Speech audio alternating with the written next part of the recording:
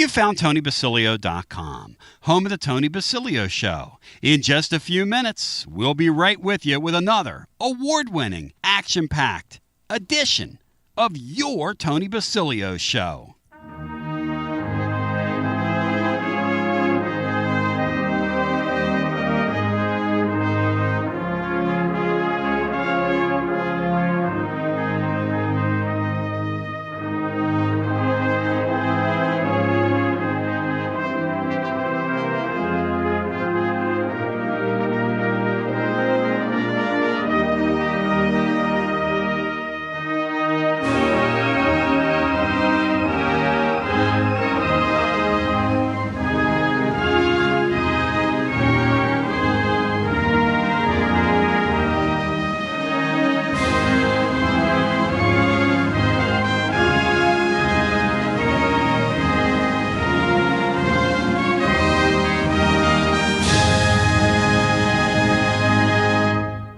You found Radio Free Tennessee. Your Tony Basilio Show will begin momentarily.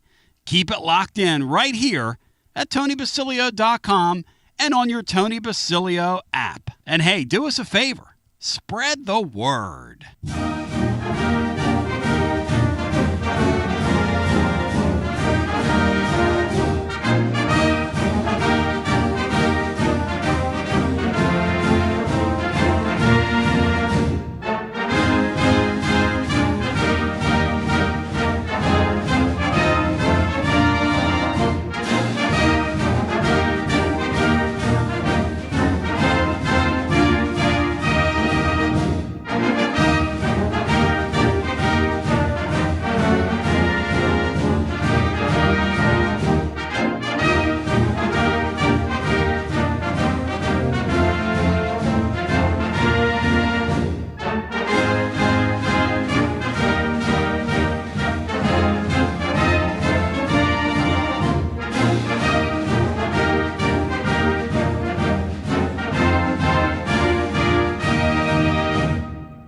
Another award-winning, thought-provoking, action-packed edition of the Tony Basilio Show is coming up next. Tips are always appreciated here at TonyBasilio.com, home of the Tony Basilio Show.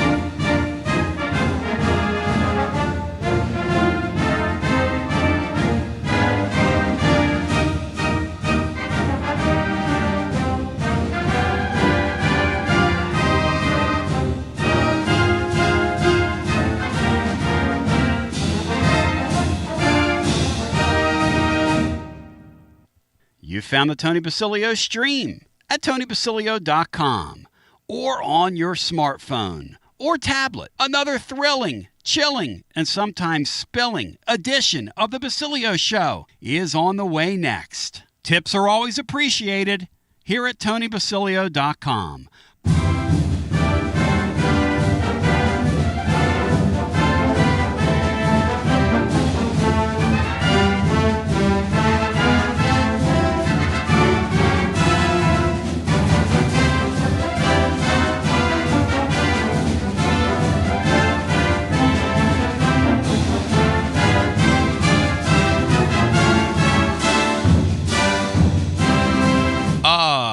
Here we go, ladies and germs. Let's do this. You're listening to FM 105.7 and AM 1340, WKGN Knoxville, and W289CU Knoxville. Fan Run Radio. Stack, Jack, Pack, fired up, focused, prepared. My name's Tony Basilio.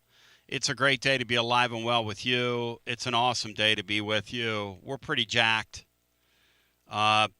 Everybody's wondering what's Tennessee going to do at quarterback. Hey, I'm in the boat. I'm in the boat with you. We're back right in this studio where we were a little while ago. Let's see here. Let's see. Where were we? Last night, we were in here for a pretty good long while.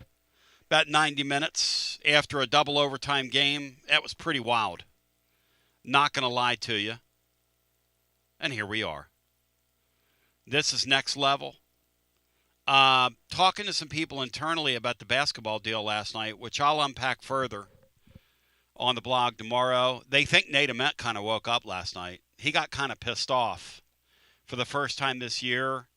Showed some real emotion. It kind of got real. When he had 4 turnovers and 4 points, I was told that basically he went to the bench and he was like, that's it. And he snapped. And they started giving him the basketball. So that was fun to watch. We've got a ton to get into today. Watson Brown's going to join us next hour. Greg Pickle on the other side of our A block.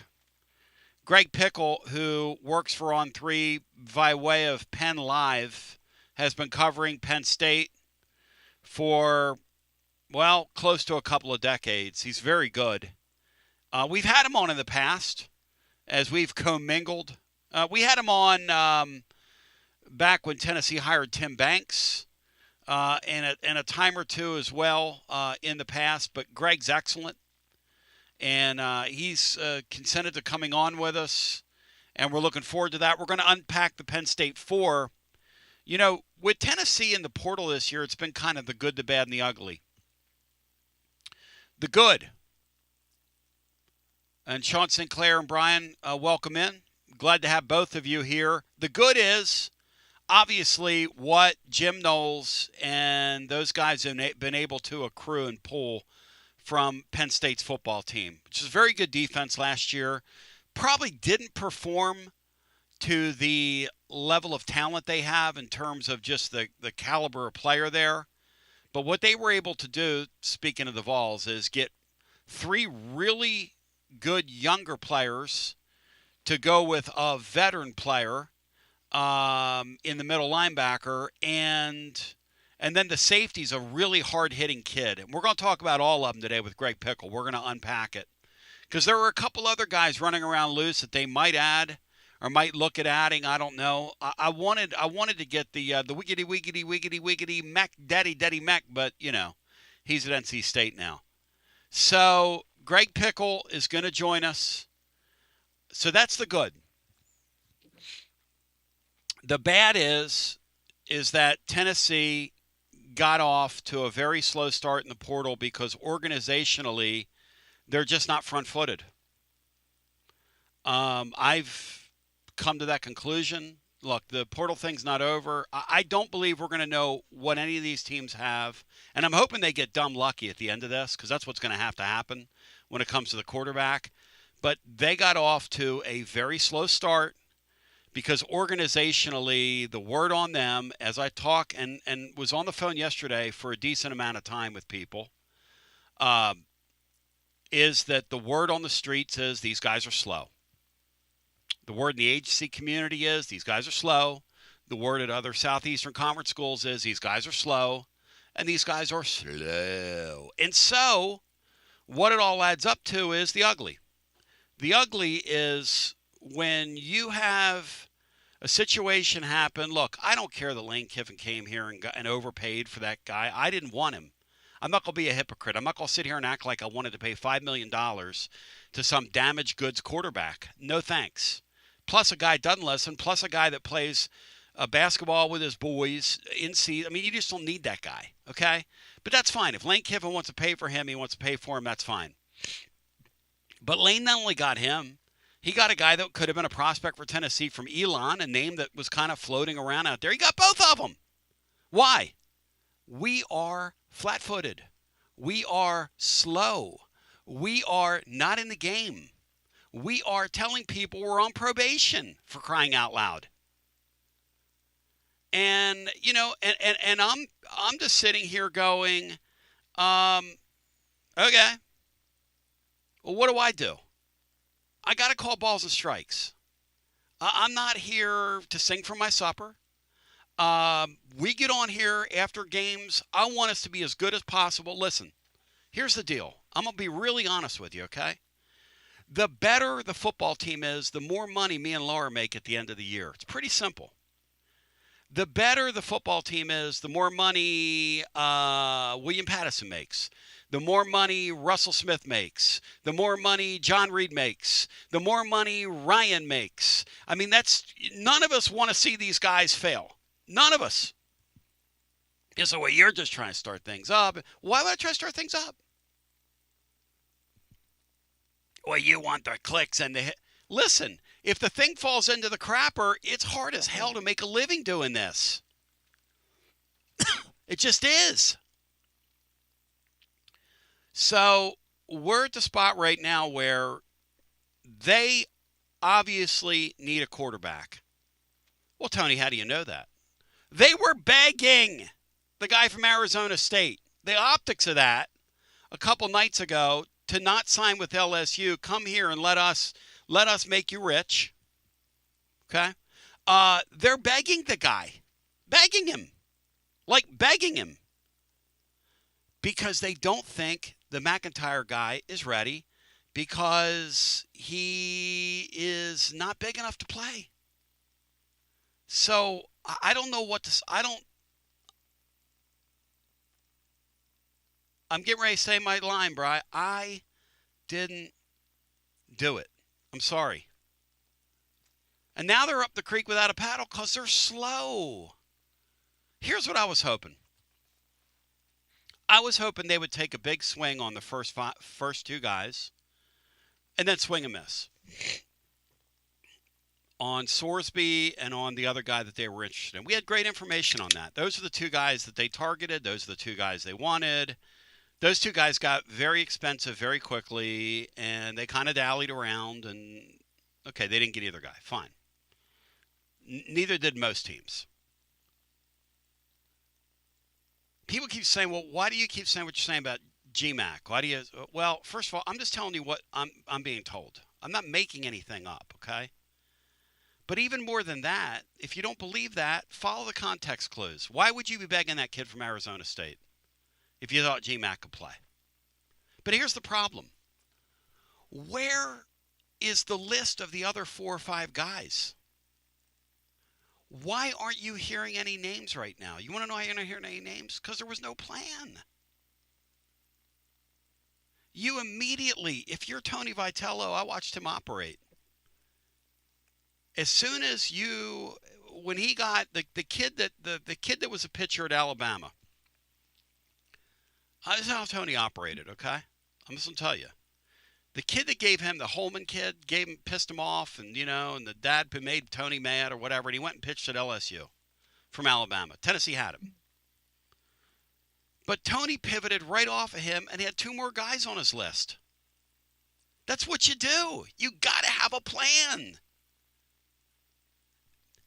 How often in life does your first thing happen when you wake up in the morning? Those of you that own, operate a business, or manage people.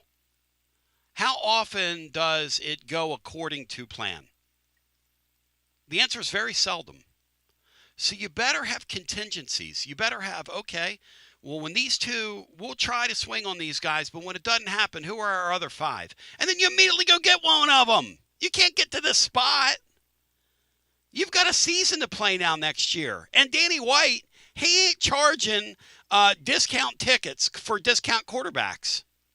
Hey, we've got 2 young quarterbacks we're going to grow. Be patient with us. I'm going to charge you full price. It's not how it works. It's not how it works. Rick Barnes. Okay? Last year, say what you want to say about Rick Barnes. Last year they had their 2 guard lined up. Okay? And sometimes it doesn't work. But they had their 2 guard lined up. He fell through. They went to Isaac McNeely. He couldn't get into school. They went to somebody else, Rodney Rice. He wanted too much money. They almost had him. But if they would have paid Rodney Rice $3 million, they were going to have to pay what's-his-face $3 million, and they were already paying Nate Emmett $4 million. But it wasn't because they weren't trying. This Heupel guy, man, he's making me insane here. Where is the plan? No offense to him. No offense. You make it $10 million. Where's the plan? I want you to make it, man. I don't want you to get fired. Sean Sinclair, welcome in. Good morning, Tony. Thanks for having me. Thoughts? I've had an interesting week. Very interesting week. Last week at this time, you asked me to assess or what were my thoughts on our portal activity so far. And I 3 times during the show, I said, well, as of this moment, this is what I think. And then I said also at least 3 times, anything could change in an hour over the next weekend. By this time next week, we could be sitting here with every need met. That's fine. And then through the week is interesting. I got several people reached out to me. One guy that was, everybody would know his name, was very influential in the athletic department. One guy who's currently in the athletic department. They all, a few listeners to your show, a couple of patients, and they said, I heard your talk or heard you on Wednesday, and I agree with most everything you said. Reached out to a couple of said, was I over the top? No, not at all. About time someone showed passion. Had a fellow on, I hope he's listening today. I'm not going to give his alias, but on VolQuest, he reached out and said that I threw a fit on Wednesday, and I thoroughly embarrassed myself. That's okay. You can't be there for everybody. Some of these guys here. So who knows? It's been an interesting week of how people view this portal and the way our team's staring down next year's schedule. It looks like Jim Knowles and his buddies from Penn State have gone out and recruited some players to fill in. I think their strategy is interesting. It looks like they've gotten guys from Penn State that know the system and can plug in. They can teach in that room all 3 levels. They got a linebacker, got a safety, have 2 guys on the D line.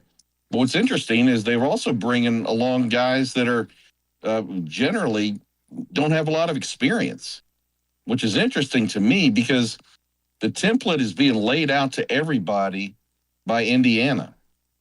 Go out and get grown men who've experienced college football, have proven production, and let them do their things. So I looked at it. I'm not here to rank anybody, but the number 1 guy we got, Chaz Coleman, has 1 sack and 8 tackles in his 1 year of college football. He's supposedly an incredible prospect. Jordan Norman is more productive. He had a breakout year at Tulane, 6 sacks, but 10 sacks in 3 years. Xavier Gilliam is a redshirt freshman last year with a half a sack and 16 tackles. Now in the secondary they've done something, brought in some experience, and I appreciate that. So I'm not sure what their thoughts are because it looks like they still have a youth-based team. I think the vast majority of this team next year will be either true freshmen, redshirt freshmen, or sophomores, which is what we saw this year. And when you have a team like that, you have a team that doesn't have 3 or 4 years in the weight room. You have a team that doesn't have 3 or 4 years in the nutrition program. You have a team that doesn't have 3 or 4 years developing in meeting rooms and on the field. And I think that's part of the reason why people were advocating the change of strength and conditioning. Well, if you're looking at 18, 19, 20-year-old boys, go ahead. I'm sorry. I got our guest now, so let's bring him in because he's very, very qualified. We're going to talk about the Penn State for. Greg Pickle now joins on our unsponsored hotline now that we're in 2026 and we lost our hotline sponsor. But if you're interested in jumping in there, reach out to me, commentfan@gmail.com, heard by thousands and thousands and thousands. Greg Pickle, I welcome you in, man. And thanks for coming back to our show. You've always been great. Anytime you've stopped by in the past, I know you've been covering the Penn State scene in the old days, in the new days, in the crazy days that we're all living through, man. I mean, what must it be like to be you and basically see, you know what this reminds me of with Penn State? I'm an old USFL fan. It reminds me of when the Arizona Wranglers and the Chicago Blitz swapped franchises, and the whole Chicago Blitz team went to Arizona, and the whole Arizona team went to Chicago, and they kept their team names with what's going on with Iowa State and Penn State. It's bizarre, man. Yeah, it certainly is. Good morning from State College North, guys. It's good to be back with you again, and I hope you're doing well in State College South. Yeah, it's a fascinating time for Penn State football, and certainly for Tennessee football as well. Matt Campbell, of course, comes to Penn State, and as expected, has brought a lot of Iowa State people with him, partially because he was going to do it anyway, and partially because staff and, a lot of guys on defense have made the jump from Penn State to Tennessee or other places. So a lot of roster work needed to be done in State College this offseason. He's done a fair amount of it so far. And certainly some of the guys that are now in Tennessee, I have no doubt he would love to have kept if he could. Yeah, that's the thing about it, right? From Penn State perspective, a bunch of these guys have jumped into the portal. What I don't understand is why they've let so many of these defenders go. Did that surprise you, or that so many defenders jumped into the portal? Because I think Matt Campbell's going to do a really nice job there. Look, Greg, I grew up in a Penn State family. I grew up on the Penn State Story on Sunday morning with Ray Scott and George Paterno and all that stuff on WGAL Channel 8 out of Lancaster back in the day. I'm from southeastern Pennsylvania myself. Family full of Penn State graduates, et cetera, et cetera, et cetera. And I'm watching this and I'm going, they're letting bona fide ball players just go into the portal. What is that by plan? Is that just because these kids wanted to get paid? What happened there? Yeah, I mean, I think you start with Coleman. His defensive line coach, Deion Barnes, left for a different SEC school, South Carolina, and obviously he came to play for him and for Jim Knowles and for James Franklin, and none of those people were at Penn State anymore. So I think him going into the portal was a guarantee. The shock was that he didn't end up back at Ohio State. He's from Ohio, and most people assumed that was a done deal from the second his name hit the portal. And lo and behold, he goes and takes some visits, hangs out with Lane at LSU, obviously checked out Ohio State, and went to see Tennessee as well, and ended up thinking that the Volunteers and reuniting with Jim Knowles and Anthony Poindexter and the rest of the group that came from Penn State to Tennessee was in the best interest of his future career. So that was the biggest surprise to me, not that he left, but that he ended up at Tennessee. I know you guys were talking a few minutes ago about his, maybe not as much production as you would have liked to see, I guess, from a freshman who has his ranking, but he was sick for a good chunk of the year. I think that really hurt him in the weight department. And I think when he came back, they had to use him situationally. I don't think he was going to really hold up against the run against the likes of Iowa and some of the other teams Penn State played down the stretch. So very talented player. There's a reason so many schools, including Penn State, wanted him for the 2026 season. So, that one didn't surprise me. When it comes to Xavier Gilliam, the other defensive lineman. I just think that he's a guy that wanted to test the waters, and the waters were pretty good. And so, the biggest thing to me with all these Penn State defensive guys that have decided to move on, and we'll get into Amari Campbell, I'm sure, as well, is just that when the coaching staff changes like this, everyone's a possibility to leave. I think there's some guys that are coming back to Penn State on that defense that are maybe surprising to some in terms of them not deciding to move on and instead, come back to Penn State. So it's the portal, man, and it's 2026 college football. You just never can count on really anything to go the way you think it's going to because there's so many variables to play. I'm very excited about all four of these players for various reasons. And, let's just go through them because Chaz Coleman's obviously the prize of the bunch. Look, when the likes of Ohio State and LSU and Tennessee, among others, are fighting for you, those are the three finalists. But you and I both know that's a guy that could have played anywhere in the country. He could have called any coach. And to Sean's point, the production on paper is not there, but a guy that I really trust and know, Ken Miller, who's just a Penn State freak, was like in near tears when he saw this guy go into the portal because his belief is this guy is going to be one of these high-impact ends that Penn State's produced in recent years. He thinks he's of that timber. How do you think he projects to the SEC as he grows is the first question. And then secondly, one of the knocks I hear on him is that Jim Knowles, they want him to grow into an every down player. And if you could you elaborate on that, like how his freshman year and then the transformation into becoming just a more viable every down or more down playable player?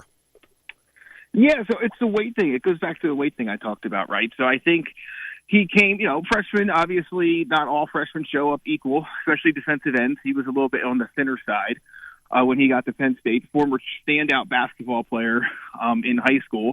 I think Penn State, really ramped up its push for him in part at one point early in his recruiting process based on the absurd athleticism he was putting on tape as a basketball player. So, but again, when you're a defensive end playing basketball the way that he plays it, you're not typically the biggest guy. So certainly adding weight was always going to be a part of his journey to reach, for his entire game to match the athleticism, the quick twitch, the speed off the snap, and so on and so forth. So I think that's really where his game is going to have to take the next step in the SEC, or regardless of where he ended up.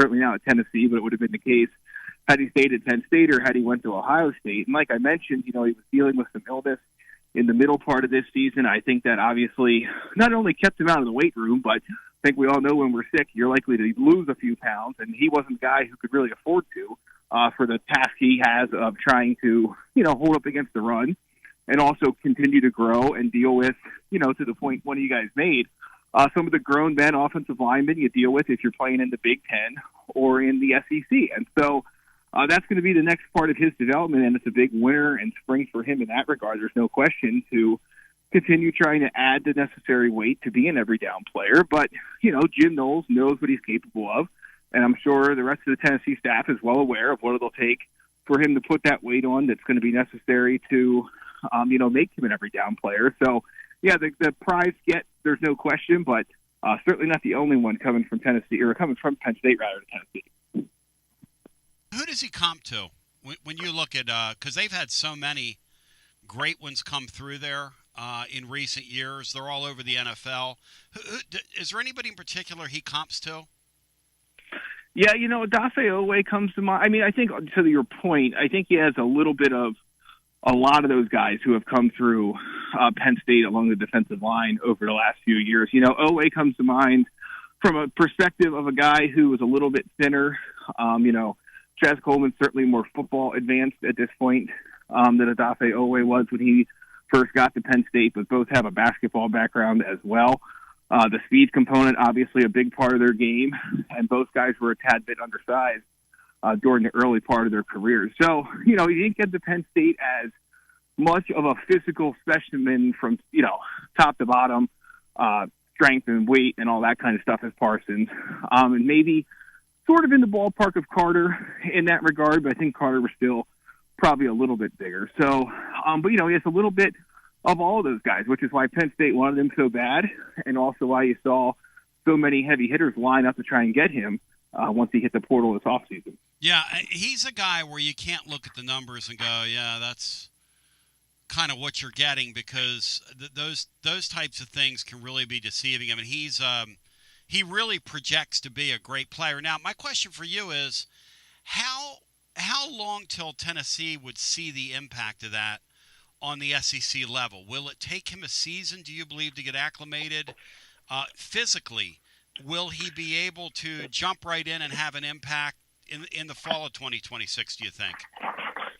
Yeah, I think so. I certainly think that, his trajectory throughout this season so far at Penn State, and certainly, like I said, it was impacted a little bit by some off-field stuff outside of his control, but certainly when he got to Penn State and the gains he made from last January until August are part of the reason why they said, hey, look, we're going to play this guy immediately, and we're going to get him right on the field. And then up until the point where he had to miss some time, he was continuing on that same trajectory in terms of, getting a little bit better each day and each week. So, I mean, I think Penn State fans who have followed his journey so far would be very surprised if he was not a key part of this Tennessee defense this year. You hate to throw too high expectations on second-year players, but, I mean, when you look at what he was able to do early in the season for Penn State when healthy, yep, and some of the stuff he did that didn't end up on the stat sheet, yeah, I mean, it's a dream to work with. And so I would be very surprised if he's not a key part of this Tennessee defense in 26, and I think it's fair for fans and the coaching staff to expect that to be the case. Next guy I want to talk about is a veteran player. There's a couple veterans here that are really, I think, guys that are going to make Tennessee fans' eyes pop when they see these guys. And I'm calling them the Penn State 4. Dewan Lane is the next guy. He's a really hard-hitting safety. Now, correct me if I'm wrong. In Knowles' defense, was he the adjuster back there that was setting the defense? Or was that the Mac kid? Which guy played that role? Yeah, so Zachy Wheatley played that role for Penn State. He's now off to the NFL. Yeah, so Wheatley played that role for Penn State. I think if Wheatley had gone down or had to exit the game for any reason, Lane probably would have been next up. He kind of would bounce back and forth with King Mack, who you also mentioned there, who's now in the portal going to NC State, as a kind of the top backup there. But yeah, Lane's a very talented player as well, and I think no matter what you look at, you can look at the film, and there's some obviously good things and maybe not as good things, but I think it's pretty simple. Anthony Poindexter, the new safeties coach and co-defensive coordinator at Tennessee, has been successful everywhere he's been developing safeties. And so for him to, go to the brain trust that was already at Tennessee and say, pound the table for this being one of the guys that he wanted to come with if he entered the portal, I should say pretty much all that needs to be said about what the kid's potential is. Will he reach it? That'll be up to him and the way this defense functions. But I just think for everything Anthony Poindexter has done developing safeties over his long career following his Hall of Fame playing days, to me, that would be the biggest takeaway. It's just that this is one of the guys he wanted to join him at Tennessee in his next stop. And he can absolutely hammer people, yes? Yes, that's correct. Yep. That's his game. Yeah, there's some other parts of his game that need to be refined a bit without question, but he'll thump you. There's no doubt about that. Yes, he has put plenty of that on film over the course of his career so far. Parts that need to be refined. Elaborate. I just think it's like any guy who, projected as a potential starter early in training camp and then sort of had a more back and forth role between being a first-team guy and a second-team guy. It's just the little things. He is a thumper, but sometimes that leads to missed tackles, and sometimes it leads to bad angles that open things up for an offense in a way that was not necessarily there otherwise. So it's just the little stuff, the technique stuff that, all these guys who are on the cusp of maybe being a starter in the Big Ten or in the SEC but aren't, have to clean up to reach that level. As we're joined by Greg Pickle, he's with On 3. He was at Penn Live for a while. Look, his work is excellent. It has been for a decade plus covering Penn State football. And again, he's seen multiple iterations here, multiple stops along the way, coaching staffs, the comings, the goings, the good, the bad, and the ugly. And now we're in the middle of a huge transition from Penn State, a windfall for Tennessee with not only, and I want to ask him about these assistant coaches that have joined, but not only Jim Knowles, but the Penn State 4 right now who are on campus, two of whom we've unpacked, two of whom to come. All right, let's go to the middle of the field. Dewan Lane, no doubt.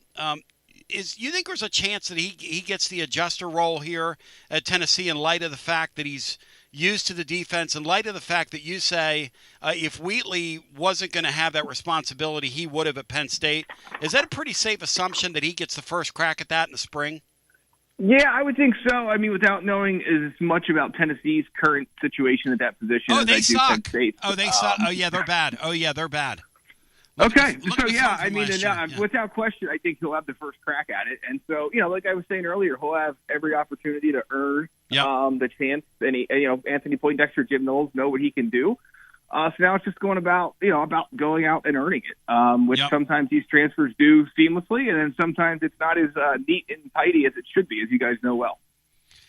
Moving along, Amari Campbell played some really good football at North Carolina, and he was really good at Penn State in his year there at middle linebacker. Correct me if I'm wrong. He had the dot. Did he have the? He had the. Was he the green dot guy for them? He was, yeah. With the transmitter. Tell me what we're getting and what we're going to see in Amari Campbell. Yeah, Penn State would have been in a world of hurt had they not landed Amari Campbell out of the transfer portal last offseason. Their other top linebacker, Tony Rojas, was hurt early in the year, and they didn't really have any other options to turn to. Campbell almost never came off the field. I don't have his snap count sheet in front of me at the moment, but he probably approached 700 snaps, I would guess. Just rarely if ever, came off the field on game days for Penn State, and was just incredibly reliable, and based on what he put out on social media, pretty clear that he thought his value was more than what Penn State was offering him to come back. So he hit the portal. And Jim Knowles and Anthony Poindexter and the staff down in Tennessee obviously agreed with his assessment of himself compared to what Penn State was willing to offer him to stay in State College for the 26 seasons. Just a very good, reliable player. Didn't really have too many missed tackle issues. I think at times fatigue became an issue, but that was really through no fault of his own. Penn State, after Rojas got down, just didn't really have anywhere to turn when it came to putting somebody on the field that could call Jim Knowles' defense. As you mentioned, he was the green dot helmet guy with the transmitter and setting up the defense. So, it just at times fatigue became an issue, but there's not really much you can do about that, or you can't really blame him for being in that position. So otherwise, just a pretty sound tackler, reliable middle of the field defender who can play the run and the pass. So I think Tennessee fans, they haven't watched his Penn State film, will enjoy that. I think they'll enjoy seeing him on game days for the Vols as well. The first shall be last, Greg Pickle, because Xavier Gilliam was the first to jump of these four, and he pulled a couple of the other guys in the boat from what I understand. I understand this kid's an ebullient guy. He's very likable, very popular among his teammates, and his endorsement of Tennessee got Chaz Coleman on campus. Chaz was going to fly over and go to Ohio State from LSU, and Xavier said, hey, man, you need to come see this place. Tell me what Tennessee's getting in Xavier Gilliam. Yeah, one of the guys who came into this Penn State season as a possible breakout player, but you weren't really sure if he was ready to quite make that jump yet. And he had a really nice season for Penn State. A really underrated season, I thought. A guy who, again, if you're just using the stat sheet as a guide, it's not going to wow you. And if you're just using his school bio where it lists out his weekly stats and things like that, you're not going to be amazed. But if you go watch what he did, play in and play out, he took a huge jump, I thought, from year 1 to year 2 at Penn State. And it just makes you wonder what year 3 is going to look like for him, obviously at a different school, but under Jim Knowles and the staff that's there at Tennessee. So just a really athletic defensive tackle, a guy who's continued to add weight over the course of his so far short career, being a class of 2024 guy. But, yeah, of all the ones, so Coleman's the obvious one, right? Everyone knows what he is, what he was as a recruit, what he's capable of, so on and so forth. But, to me, the underrated addition there is Gilliam, just because it's hard to find defensive tackles who are on an upward trajectory, who are as big as he are and can move like he does. And that's why I think Penn State was so excited about the progress he made heading into the 2025 season. He was able to put that progress on film. And then obviously that enticed a lot of schools. Indiana was interested. Tennessee was interested. I believe there was one other one that's not coming to mind at the moment, maybe Notre Dame, but somebody else is out there interested in him as well, and with good reason. He's just a very exciting player that has only really scratched the surface, I think, of what his potential truly is. It's going to be really, really interesting. Here's the thing. Not only did they add Knowles, they added 2 other assistant coaches. Your thoughts on Poindexter, who my Penn State people tell me is an absolute rock star? Yeah, so Poindexter, like I mentioned earlier, is just an incredibly accomplished developer of talent and a great guy in the room, both from coaching fellow coaches and from the players. Yeah. It would be – you could do it, right? In the age of college football in 2026, someone's always going to be mad at you and have something mean to say or rude to say or blame you for this or that. But that's right. Good luck finding a person saying anything bad about Anthony Poindexter. I mean, he was beloved at Virginia, his alma mater, where he's a college football Hall of Famer. That's and everywhere he's been before Penn State, it seemed to be the same thing. Everyone was always sad to see him go. And Penn State and its fans, I have no question, are as well. I mean, he just really does his work. And his players improve over the course of not just year 1 to year 2, but their careers. So, yeah, obviously Jim Knowles, kind of back to the Coleman conversation, obviously Jim Knowles is the big ticket item there from the Penn State to Tennessee swap or move, whatever you want to call it. But don't sleep on Anthony Poindexter and how he could help improve the Vols secondary and safeties room as well. I hear, Greg, that he's got an excellent presence about him. He's a developer of players. Kids believe in him. He's a tremendous recruiter, like when he gets in front of people. And look, since he's been there, they've added a kid that's a great player from Auburn who's played a bunch of games. in Auburn's secondary, who's going to be another great addition. I mean, these guys have really done work in a short amount of time. And then the other ad is a guy that's going to coach ends for the Vols. If you could share a word about him as well. Yeah, we're talking Andrew Jackson, is that right? Yes, the great Andrew Jackson. Not to be confused with the president by the same name, and if you visit the Hermitage. But go ahead. Yeah, a guy who was with James Franklin at Penn State early in his tenure in State College, ended up going to West Virginia for a bit, and then came back to Penn State this offseason to help the group that was there, coach the defensive lineman. And, again, I think that West Virginia pumped out some very good defensive linemen while he was there. He recruits well. He certainly is a guy who can connect with defensive linemen, really any position, but certainly obviously the one he coaches is the most important one. So always got good marks as a recruiter. What his impact was on this Penn State team. When you talk about guys like Gilliam taking a step forward and things like that, it's hard to think it didn't play a role. So another good ad as well. And I think, Jim Knowles has always looked to take guys with him from previous stops that he thinks will help best coach his defense. And it's not an easy defense to learn, and there's a lot of responsibilities. And so for him to think Andrew Jackson was the right fit says a lot from a football perspective, from a coaching perspective, and everything that, the X's and O's part of it. So, he's recruited as well, but, I just think it's a nice step for his career trajectory and a guy that can get the most out of his players. The one thing that we hear, right, and we've heard this about Knowles. Don't expect miracles in year one. It takes a year. Do you think that Tennessee has a leg up on that with the four guys that they've added? And it seems like they've really shored up things in the middle. Like, you couldn't have drawn that up any better from a Tennessee perspective. You got an impact, as you're saying, Gilliam, an impact defensive lineman in the middle.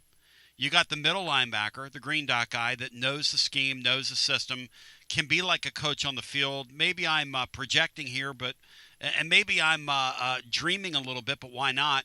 And then you got a guy at safety who can adjust things on the fly, and that role they call the adjuster. It seems like the Vols will have a leg up over where Penn State was 1 year ago with these four additions. Am I wish casting, or do you think that could be reality?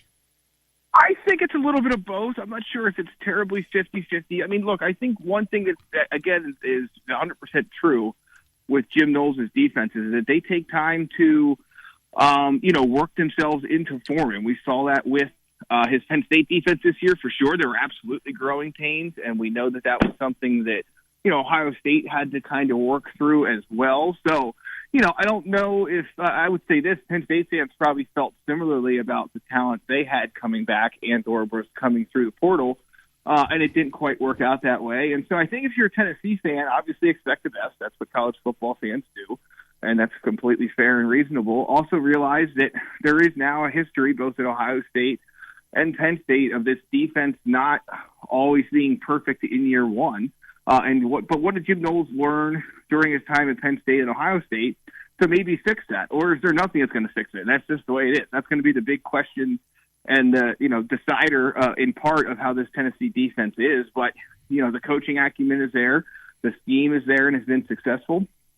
And so, yeah, I think it's a little bit of both. I think you have every reason to hope that maybe this is the time where Jim Knowles has this figured out and doesn't, for whatever reason, either simplifies things or changes his approach to installing things, whatever it may be, to not have that be an issue. But I just also think you have to be aware of the history and what it says about what could happen in 2026. Yeah, Tennessee's obviously reworked their defense. The question is, does he simplify it enough to allow them? Is that what it was? Were they information overloaded? Because it looked like after the transition from the head coach, and it looked like they were playing freer there sort of at the end of the year. Is that what happened after the head coach was gone?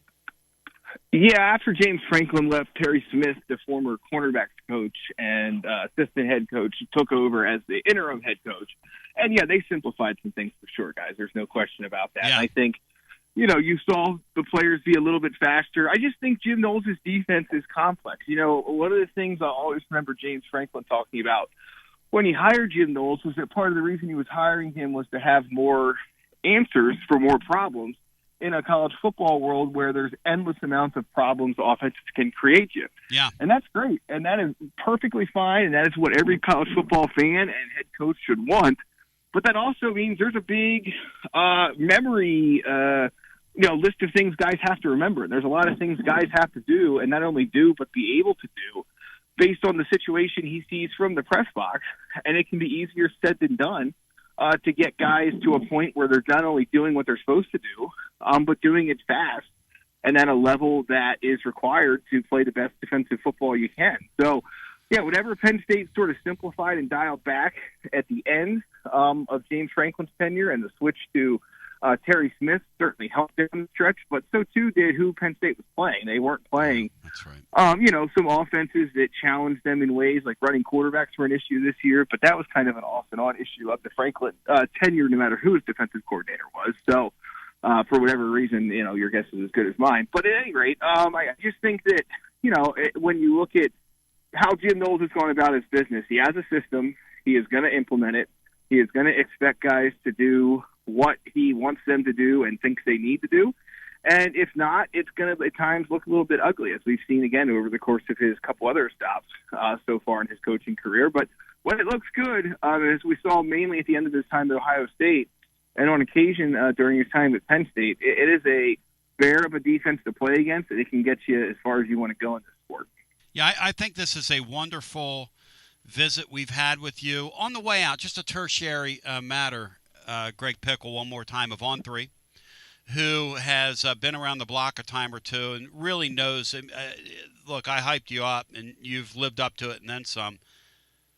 Tennessee had an opportunity. They had Bro Pubula a couple days ago, if that's how I say his name, on the hook for the quarterback position, and now he's at Virginia because they kind of dallied around and flirted around publicly a little too much for his liking with Sam Levitt, who ended up at LSU, and now they're kind of out in the cold.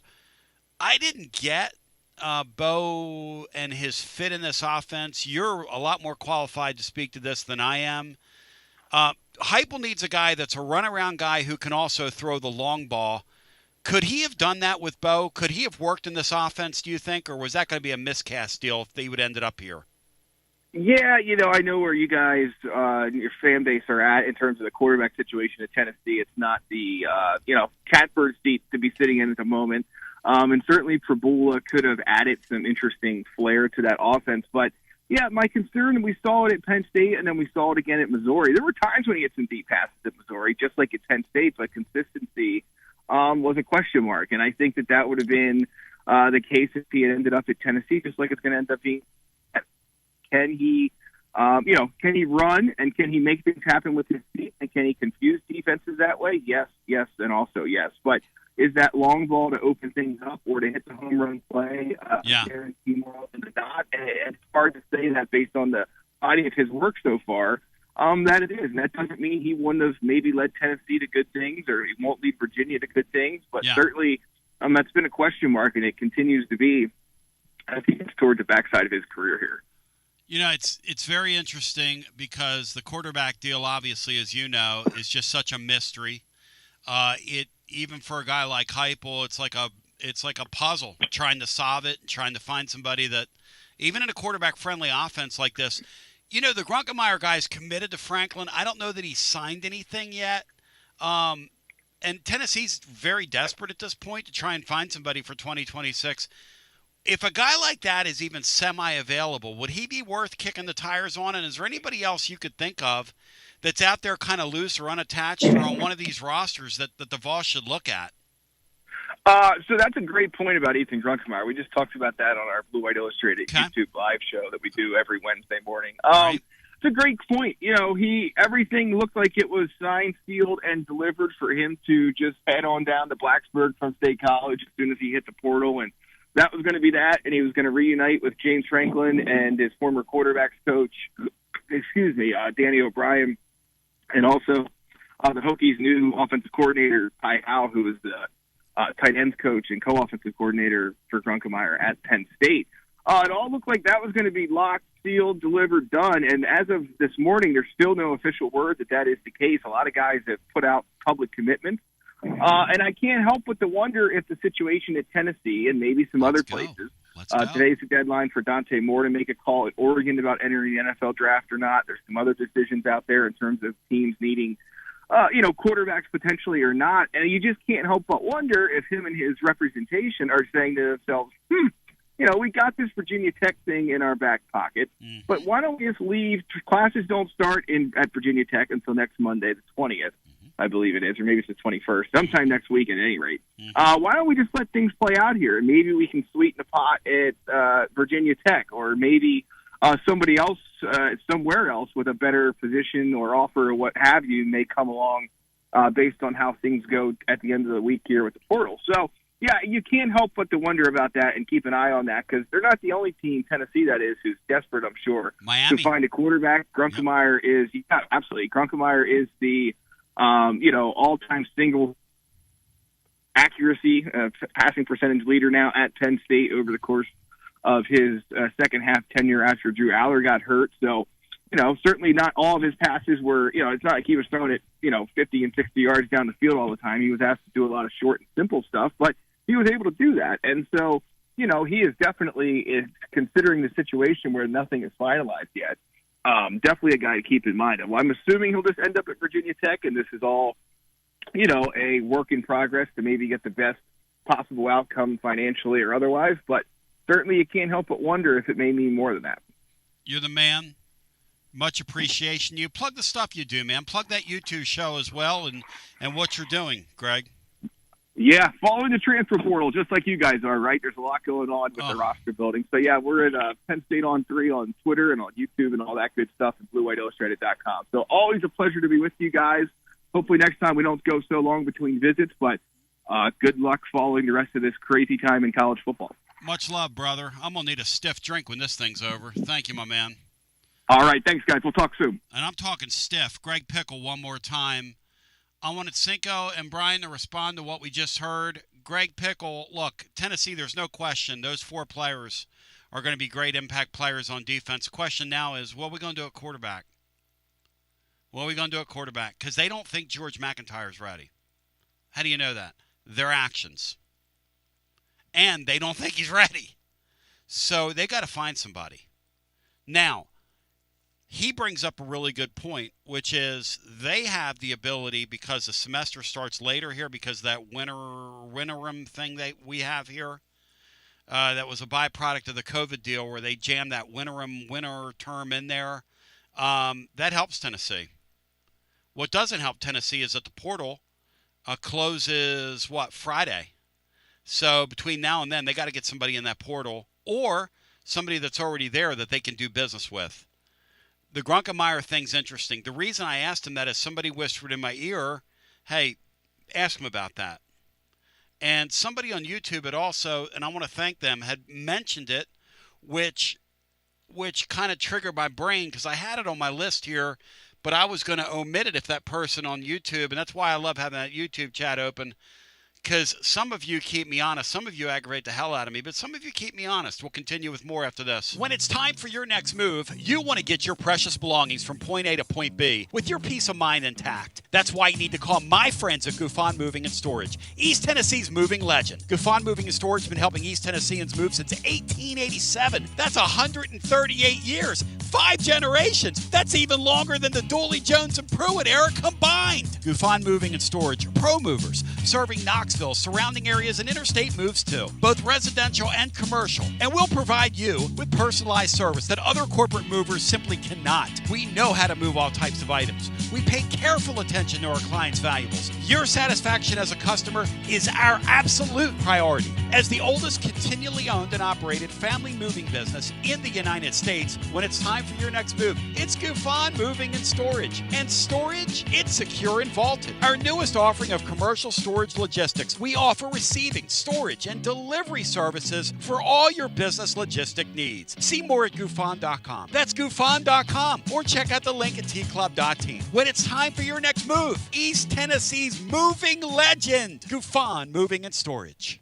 Life never stops moving. And between the 30-minute commutes, daycare pickups, weekly soccer practice, Tuesday night yoga, X number of coffee runs, and that weekend trip to Grandma's, you're racking up the miles. What you need is a tire that can keep up. A tire designed for doers. A tire that's going to last. Like the exceptionally long-lasting Michelin Defender tire. With an 80,000-mile warranty and the safety and comfort you expect, you can forget all about the miles ahead and focus on getting to your destination or conquering your to-do list. Fleet Tire, I-275 exit 1B at East Woodland Avenue in Knoxville. That's Fleet Tire, I-275 exit 1B at East Woodland Avenue in Knoxville. Fleet Tire.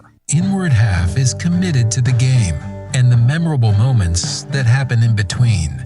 From the tee box to the tailgate, from the green to the big game. For the first birdie with Dad, the first big win with Mom.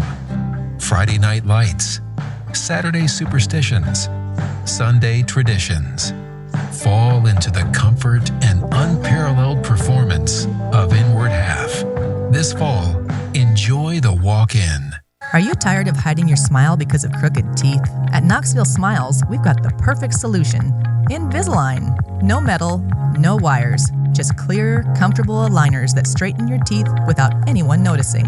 Eat what you want, smile with confidence, and see results in as little as 6 months. Call us today for more information about Invisalign, 865-539-1776, or just visit us online at knoxvillesmiles.com. Smile brighter with Knoxville Smiles. Out-of-town law firms have been swarming into East Tennessee lately. From Memphis, Chattanooga, and Birmingham, they've stormed into the area. Wouldn't you rather do business with a local firm? You know, a true neighbor. Marcos Garza and the pros at the Garza Law Firm are just that. There are neighbors and friends that support local causes year-round. The Garza Law Firm works to serve you professionally on criminal matters, injuries and accident matters, and Social Security and disability filings. The Garza Law Firm is here for you at garzalaw.com. The Garza Law Firm. Let us help. Start the new year with comfort and savings from Pipe Wrench Home Services. Tired of high energy bills and constant heating and AC repairs? Ready for a more efficient home? There's never been a better time to upgrade your comfort and take control of your energy costs. Upgrade your HVAC system now with Pipe Wrench Home Services and make no payments until 2027. A new energy-efficient system means lower bills, fewer breakdowns, and peace of mind for years to come. And with Pipe Wrench Home Services same-day service guarantee, you won't wait to start enjoying a more comfortable home. Your comfort isn't just our job, it's our promise. Upgrade your HVAC system now with Pipe Wrench Home Services and make no payments until 2027. Schedule your free estimate today at pipewrench.com. Pipe Wrench Home Services, trusted in Knoxville, Maryville, Oak Ridge, and neighboring communities for over 20 years. Same-day service guaranteed, or the visit is free. Offer good with approved credit. Some restrictions apply. Visit pipewrench.com for details.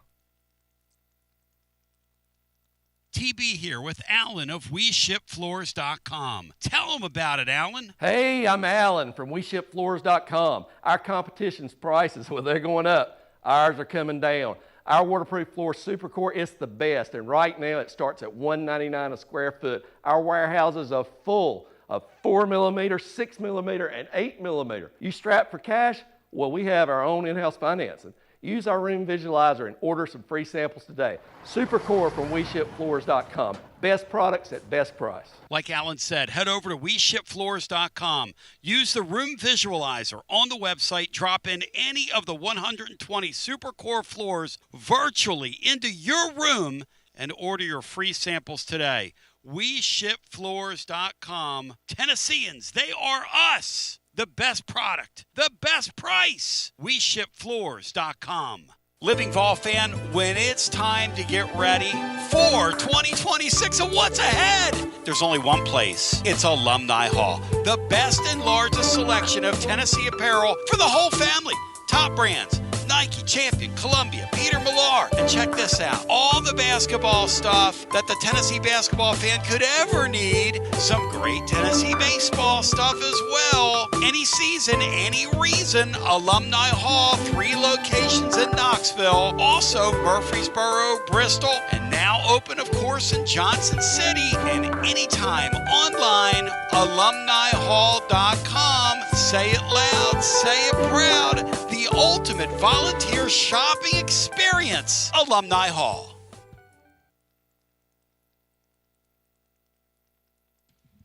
Tony, be back with you. 865-200-5402 is our numero do. We are going to hold calls, though. I just give that out. I don't know. What's the word? Reflex? Habit? Back from a break and was doing a voice-to-text to Watson Brown. I'm giving Watson Brown an assignment. I want him to look at this Lampson kid who somebody just brought up, because it's not a bad idea, from Montana State. Bri, we saw him down in Nashville. He's extremely impressive. You and I watched 1AA football. He's got a pretty good arm. He's not the biggest guy in the world, but he's not the smallest guy in the world either. Bri, what do they list him at, Lampson? He's 6'2", 210. Okay. From California. And look, he's a 1AA player, a Division II player, which is a level down. Brought a team to the Final Four this year. I'm looking for a quick solution here. You know? I mean, this is like the tune She's Gone when Daryl Hall wrote, I need a drink and a quick decision. The Vols got to make a quick decision here. Because they could never be what Joey Aggs was to me. But he gone. Oh, why? Hey, Cinco, your thoughts on our segment we just did and the message of love, hope, and peace that was just delivered by Greg Pickle.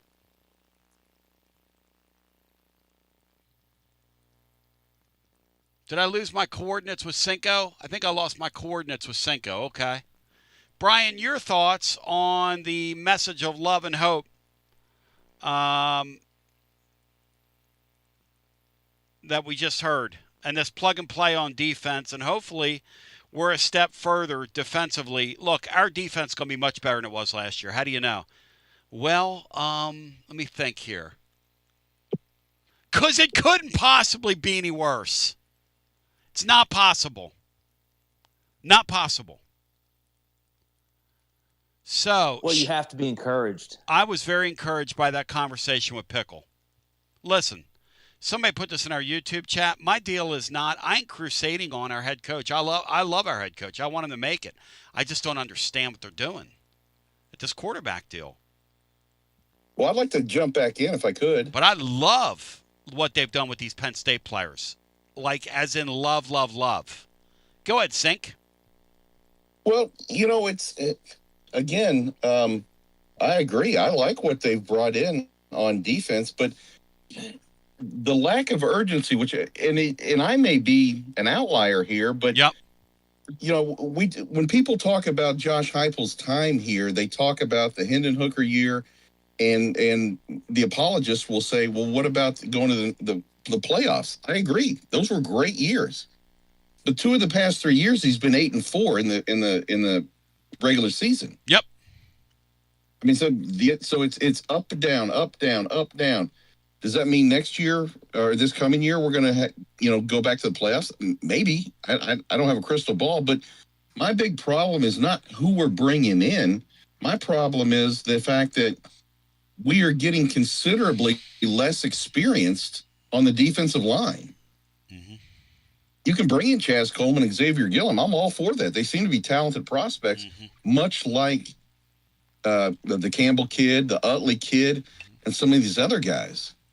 But where's the experience like we see with Indiana, we see with some of these other programs that are advancing in the playoffs?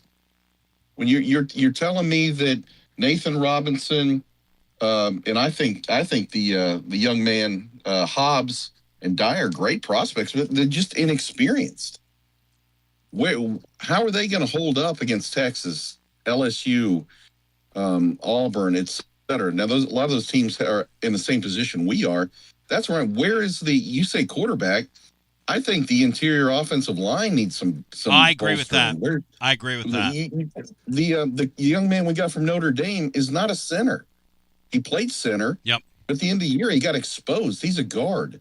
Yep. And they tried to move away because Satterwhite couldn't handle it and Nick Moore wasn't ready. Sham Umarov love him, but he's average at best of a college football player, and I don't think he's SEC quality, quite frankly. And then you're moving the tackles around. Where are your interior offensive linemen to protect a brand new quarterback. That's where I'm coming from. Where's the experience? People talk about last year. Well, they got it right on the offensive, on the wide receivers. I agree. I thought they should have gotten more wide receivers. They didn't, and they produced, and they were right. But we also talked last year about the safety position, and they did nothing. They got Colton Hood. Where was the linebacker? But they didn't address that either. And it showed tremendously last year. So that's where my concern. If you stack up, if you go another 8-4 or less, that means 3 of the last 4 years, Heupel will be 8-4 or worse. In this game of instant gratification from boosters, yep. ADs, etc., yep. I don't understand what he's doing. Yeah, I love the hire, what they've done with Penn State. This thing, the approach on offense has just, I don't get it. I don't get this quarterback thing at all. This 2026 schedule, they're playing for keeps now in the SEC. It's a 9-game schedule, okay? And look how hard that damn thing is. And people keep saying, look, GMAC, listen. If they thought he was the answer, they wouldn't be out there trying to find a quarterback. They wouldn't have been out there flirting with the Arizona State quarterback the other night, offering him north of $5 million. My question is, if you're going to do that, why weren't you doing that on the front end? And why didn't you just go identify somebody and get him secured like a lot of teams did? The kid from Old Dominion was available. Great fit for your offense. Why is he to Wisconsin? Why is Wisconsin so far off the radar right now? You can't find them. You can't find Wisconsin with a search warrant. Why is that guy at Wisconsin now? Yeah. Sorry to step on you, You're but fine. You got a $9 million quarterback whisperer as a head coach. Yeah.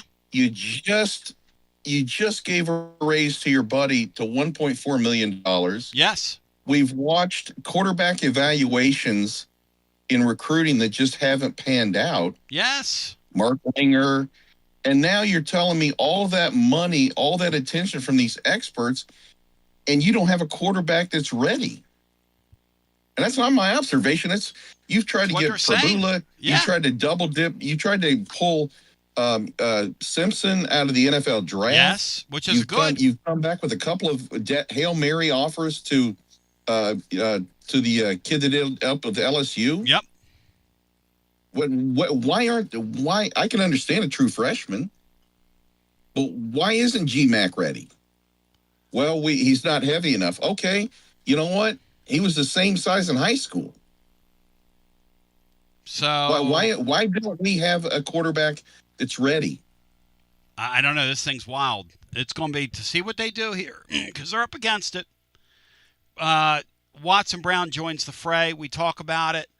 That my conversation with Pickle went very long. I'm glad we stayed in there till the very end because one nugget he gave us is this Grunkemeyer guy hadn't signed anything yet. Now, is this Grunkemeyer guy playing the game? Because Pickle said he fits Tennessee's offense. Miller tells me he fits Tennessee's offense. He's a highly accurate guy who can throw the ball downfield. This thing, and then who else is out there? Brian just looked up the Montana State quarterback, this Lampson guy, who still has one more year left, and he just won a national championship at his level. You can laugh at that if you want, but this Chambliss guy last year was an absolute nobody on his way to Temple before Lane Kiffin picked the phone up and called him. And in the summer, talked him on the Ole Miss's campus. Now, you got a finite window here, or do you? Can you sue? If you're Tennessee and you decide, you get into the spring and you go, my God, we're really in trouble. Can you just break the barrier and talk somebody into the portal and say, hey, look, we'll see you in court? Of course, we're afraid of our own shadow, which is why we're quote unquote playing by the rules, whatever the rules are. That's what they're telling people with money here. I don't know. Look, I didn't do it, but we continue with more. This place drives me nuts because I really like this coach and I want him to make it. But man, you look at this thing, you look at that schedule next year, look at it. I'm not being an alarmist. I'm not. I'm calling balls and strikes on here, and I don't want this guy to strike out after this. You're listening to FM 105.7 and AM 1340 WKGN Knoxville, and W289CU Knoxville. Fan Run Radio. It's the hottest post-game show on the planet. Garza Law, fifth quarter fan reaction. Fan reaction. As soon as the final gun sounds, we're live. Score a TD every time with T3 Vodka. T3 is Tennessee's premium vodka, handcrafted with passion, precision, and a whole lot of pride. T3 Vodka is taking the Volunteer State by storm. T3 Vodka, handcrafted in the majesty of the foothills of the Great Smoky Mountains, where quality isn't just a promise, it's a way of life. Filtered 10 times and 80 proof, T3 Vodka delivers a smoothness that's unmatched. This dedication to excellence has already earned T3 Vodka prestigious accolades. T3 is a 5-time gold medal winning vodka and the 2025 SIPS Consumer Choice Award medal winner. Whether you're sipping it neat or on the rocks or mixing up your favorite cocktail, T3 Vodka is your choice for a premium, award-winning experience. Score a T3 TD and ask for T3 Vodka by name at restaurants and wine and liquor stores today. Drink it neat, drink it right, drink T3 Vodka and score a touchdown every time. T3, Tennessee's premium vodka. Distributed by Athens Distributing Company. Please drink responsibly. When it's time for a fresh coat of paint, run, don't walk to Walker's Painting. Interior and exterior, Walker's Painting's been making it beautiful since 1999 across the Knoxville area. New construction, repaints, commercial, residential, free estimates available. And get this, mention you heard Walker's Painting on the Basilio Show, 10% off your first job. Let's go! Run, don't walk to Walker's Painting. 865-688-1410. That's 865-688-1410. Walker's Painting, making it beautiful since 1999. Check out the ad at the blog at tclub.team. Walker's Painting. Hi, I'm Jim Simpson, owner of Simpson Meats. When's the last time you grilled a really good burger or steak? One your friends still talk about. Our goal at Simpson Meats is to make that happen every time you have a cookout. All of our cuts of meats, steaks, burgers, briskets, and pork are always fresh, flavorful, and sustainably sourced. We are family owned, so we know the importance of knowing how and where your food is raised. We have been putting quality first since 1888. Visit our butcher shop off Lovell Road or online at simpsonmeats.com. Okay, so we really need uniforms and equipment for this season. Can I trust you with that? Cool, I'll just order them online. What? Yeah, I'm gonna hop online and I'm gonna get them ordered. Hold up, that's not a good idea. We shouldn't just spend money on some random online retailer, okay? I mean, it seems pretty convenient. Trust me, it's a terrible idea. Let me simplify this for you. SM Athletics. Okay, how do you pronounce it? SM Athletics? They're the go-to for uniforms and equipment, whether it's for universities, high schools, youth leagues, you name it. So why wouldn't you rather go with professionals who can guide us through the process, design the perfect uniforms, and deliver the best equipment? Yeah, I guess that makes sense. What's the name again? SM Athletics. Right.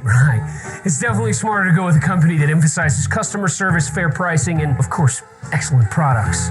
Exactly. So, yeah, I guess it's settled then. For uniforms and equipment for all sports, it's SM Athletics.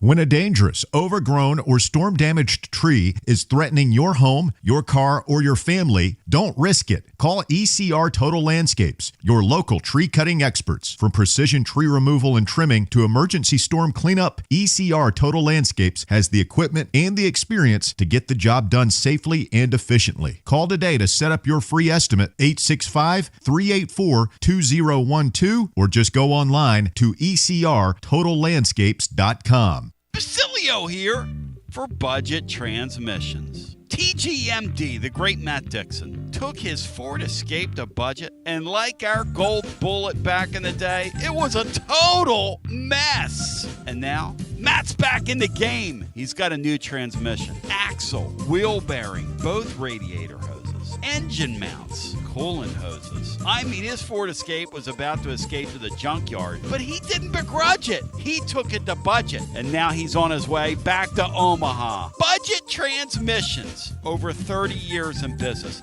conveniently located in Bearden. All extended service contracts are honored. A gold certified Repair Pal member, 865-584-5600.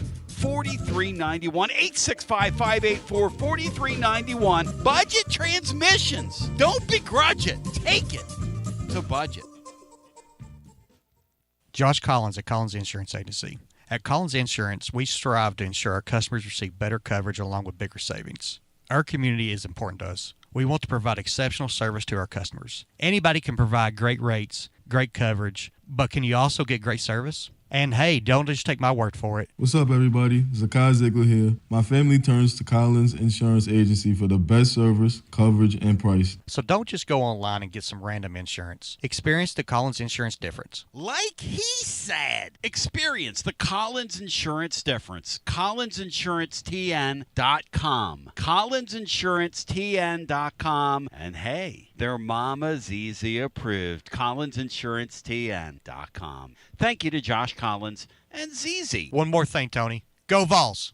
Yee-haw! I've been hooting and hollering ever since I started betting with the VIP Play app.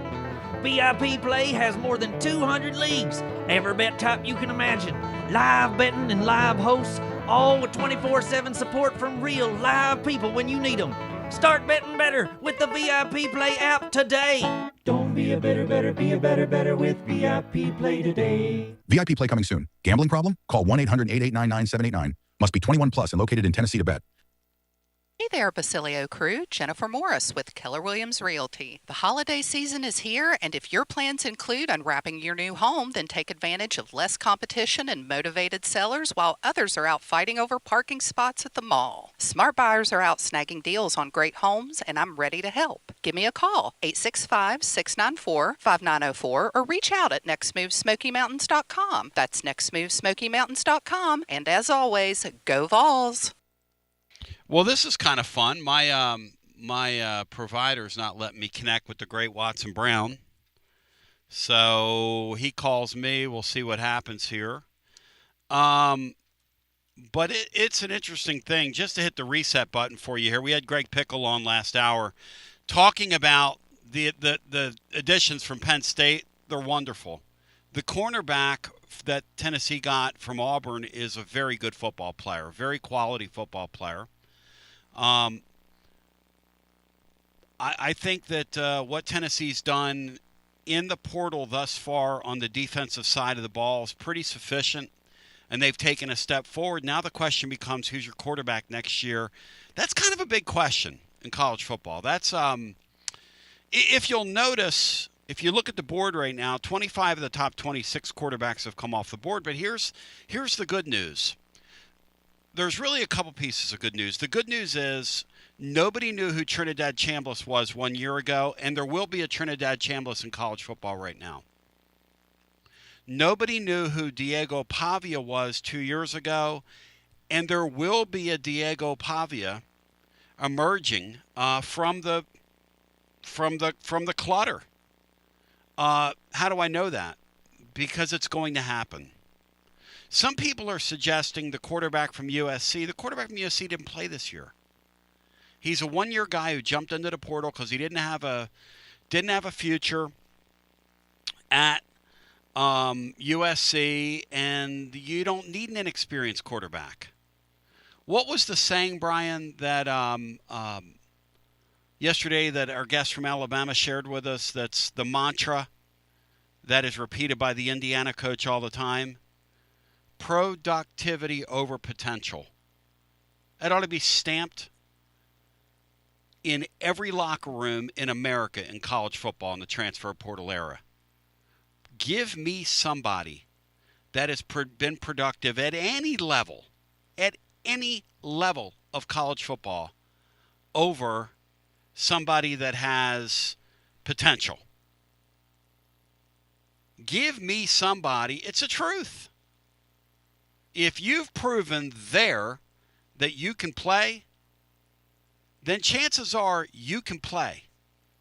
Now, I was talking to Kelly Holcomb yesterday, and he brought up something that's a very interesting thing about this, which is there is and I was wanting to get into this with Watson. Hopefully we can connect with Watson. But there is a real, seems to be, there's a narrow window in the Southeastern Conference that they want you to fit in physically before they deem that you can play in the league. And Trinidad Chambliss colored outside those lines. So did, you know who else colored outside those lines? Diego Pavia. Those two guys colored outside those lines. Why won't more of these coaches, do you think, guys, open up the population and the possibilities in light of what Diego Pavia did in the league and what Trinidad Chambliss just did at Ole Miss? Why aren't more of these coaches involved with more of these Power 4 guys? Or Group of 5 guys, rather. Why don't you give these guys a chance? I think it's initially a hard sell optically, and there's not a guarantee that any of these guys are going to work. I mean, it's the thing is, people can reference Pavia, can reference Chambliss. What you can't reference is all the guys that didn't work out, because I don't know who they are. That's right. They didn't work out. No, that's a great point. But when you're making $9 million, yeah, you want as close to a sure thing as you can get.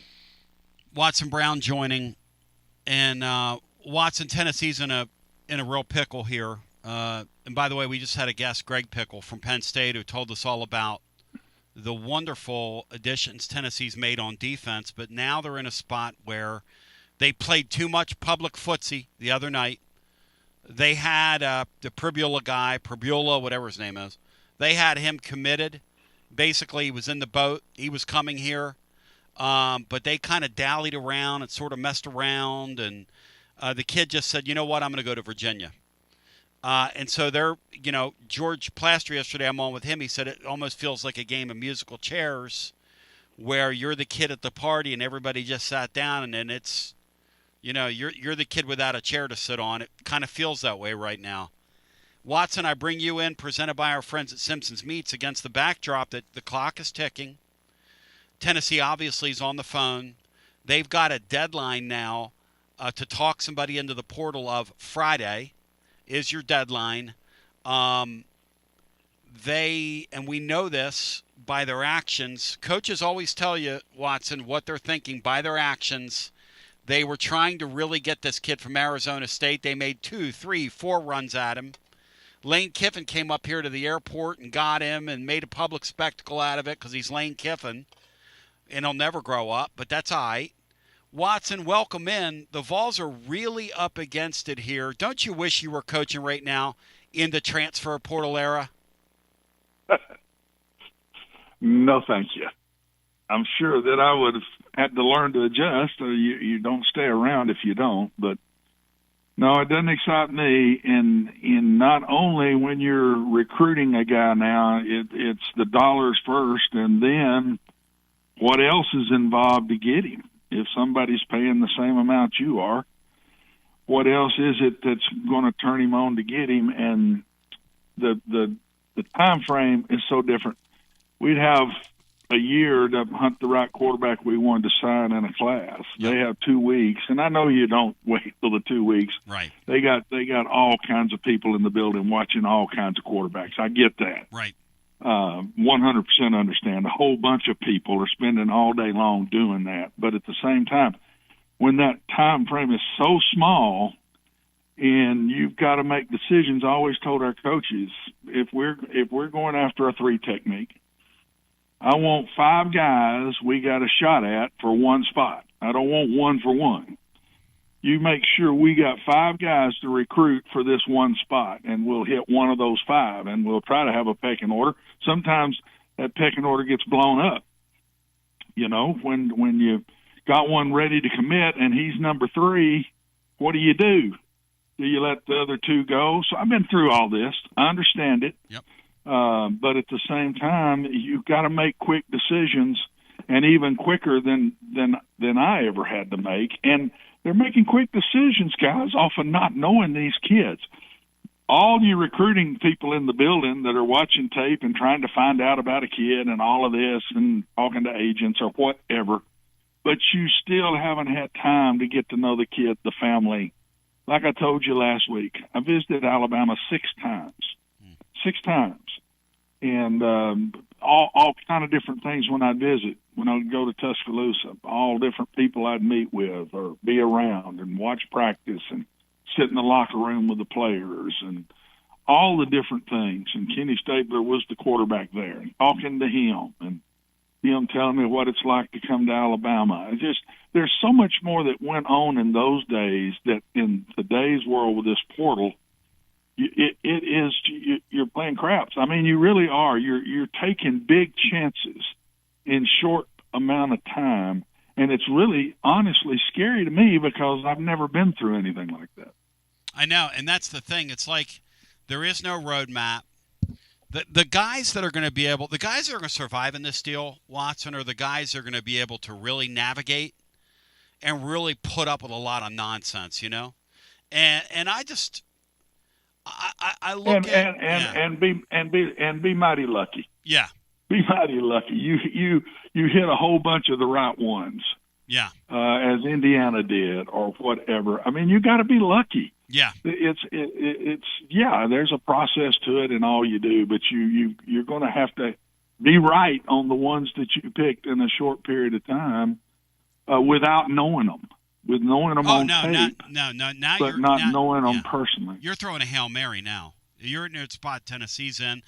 Miami's in that spot. Tennessee's in that spot. Oregon at least has a guy on the roster that's a kid that they like, that they can play. And, you know, the Vols are kind of in a spot here, and we've talked about it with George, and, you know, he hasn't gained the sufficient weight. And the reason we know that, Watson, is you can judge these guys by the way they behave. You're not chasing the kid from Arizona State the way they were chasing him if you're content to let George McIntyre be your quarterback next year. That's just not – that's the reality of this, right? These guys are going to tell you how they feel by their actions. That's pretty much a fair assumption, yes? Well, it looks that way, yes. I think they wanted one. I think they didn't want to have a long-term one. They'd rather have a one-year guy maybe. And, one-year guy, yep. And hope that McIntyre fills out and does the things he needs to do, and everything works out that way. I think that's when they first started. I think honestly that's what they were looking for, and it's tough, and they go quick, man. Oh, they went off the board you're not looking at one school after these guys. What? Maybe 20, 25 quarterbacks in the portal that were solid players. Feeding frenzy. That they knew were solid players, and so. You also, I promise you right now, they're back looking at FCS guys. They have no choice but to do that now, and maybe the little bit, the first ones that seem to want to go are just like high school. It's all height, weight, foot speed stuff. Yep. And that's all. It's all important. I get it, because I probably had, I'm going to guess 20 quarterbacks that were really good players through my career of 40-something years. 20 really good quarterbacks. And I think of those 20, maybe 4 of them were 6'2" or over. So I've played with a lot of the shorter guys, but in my day, I was hunting the athlete. And everybody says, well, why don't more people take the shorter guys? It's not the shorter guy. It's a shorter guy that makes all the plays. And that's not an easy guy to find either. I mean, you've got to find that guy. And I had to take some of those because I couldn't get the 5-star guys where I was in coaching. And so I would study the little bit shorter one and make sure he can make plays. And everybody's wanting to talk right now about, well, there's been 2 in the SEC this year that are short kids. Yeah. So why are more people not doing it? Because you've got to find this guy that's shorter. Right. But he's also making plays against really good players. You got to see that. You don't just go take a short guy. You're going to see him make those plays. And you ain't going to take him and count. You want to see him have to move in the pocket and slide around and throw in angles off of sideways because the guy can block it if you're trying to throw through him. And there's so many things to that. And let's talk about those 2 guys that we're talking about. Yeah. The guy at Ole Miss was a Division II champion who they brought in to be the backup. They didn't bring him in to be the starter. They brought him in to be the backup. He ended up, they loved him when they got him there. And as soon as Simmons got hurt, he went in and never gave it up. But he was not brought in to be the guy. I can promise you that. And Pavia came in, if you remember, at Vanderbilt with late. He came in the summer, and the New Mexico State coaches were already there, the head coach and the offensive coordinator. And they'd already taken a guy and given him the money from, I think, Utah. Vanderbilt's guy they wanted to be the guy was from Utah. Yeah. And Pavia came in and beat him out. And then that guy was gone 6 months later. So go back and look at the history of the two that were taken. No, you're right. I don't think either one of them were the man when they took him. Pavia made his money after he earned it. He wasn't given a ton of money to come there. The guy from Utah was given $1.4 million or something to come, and he beats him out. And so neither one of those two kids now were top dogs when they walked in the door getting the big money. Watson Brown joining you. My hope is that Heupel somehow can land on his feet. He's done it a couple times. Hey, look, when they inherited Hendon Hooker and they tried to recruit over him his first spring here, and the guy became a revelation, that's an example of that. When they inherited Joey Aguilar last year and basically what was a trade / what we would say, call like a shotgun marriage of college football there, a marriage of convenience. Very lucky on that and one. They got very lucky. And they got that. very lucky on that one. And maybe it'll strike 3 times here because I'm afraid it's going to have to for the 2026 season. As Watson is presented by our friends at Simpson's Meats. Let me tell you about Simpson's Meats, ladies and gentlemen. Since 1888, they've been making it happen. Moving right to left across your device. The great Jim Simpson. Shout out to Jim. Thank you for the support. And I realize hundreds in our audience have given our friends at Simpson's Meats a real shot, and they've really grown, and we're really growing, and everybody's sort of growing together. You know why? Because we both have great products. Theirs is very good, and I'm pretty proud of what we're doing right here about now. Whether it's the steaks, the burgers, the sausages, the roast, the chicken, they've got you covered. And here's the thing. This stuff is sourced on farms on purpose. You will taste the difference. There is no fillers. It's not shot up. It's not, this, you will absolutely taste the difference, ladies and gentlemen, boys and girls, children of all ages. And they will ship anywhere in the world. There are gift boxes available. Premium, they will ship premium meats anywhere in these United States. Simpsonsmeats.com. Also, they've got a great shop, West Knoxville off Lovell Road. Check them out at Simpson's Meats, simpsonsmeats.com. And Watson Brown's been enjoying his latest package from Simpson's Meats. And how far into it, Watson, are you right now?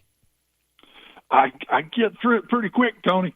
Uh-oh. Well, you let me know. So good. You let me know when we're ready. So good. You let me know when you're ready. Here's the thing.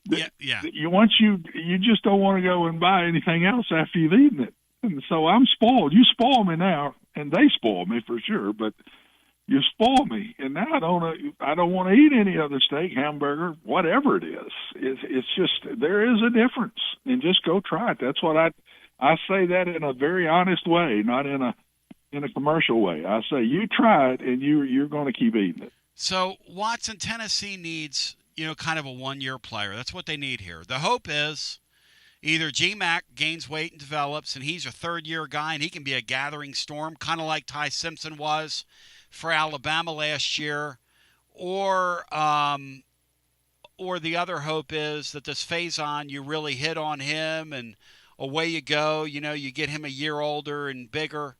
Can you speak to, because I think fans don't understand this, basically what I hear about the McIntyre kid is he's basically the same weight he was out of high school when they got him. Like he's just not gaining weight. And for some guys at that age, that's a reality.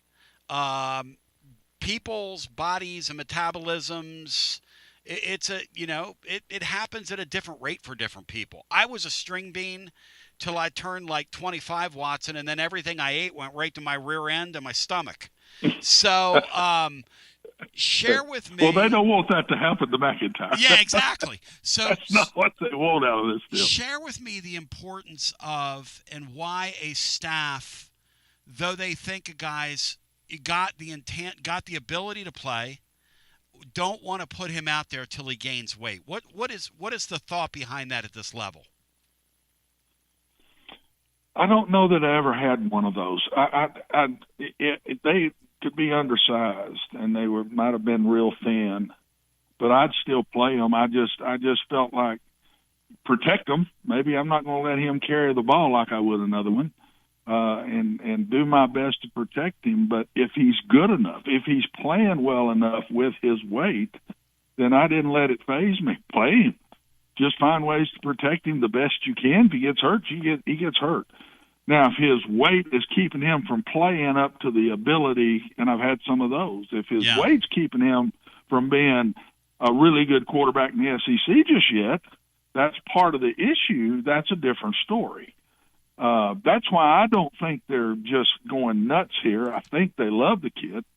And if they end up getting caught and they got to go through spring and hope a graduate student's around, there's only one thing that they could possibly bring in late. Yep.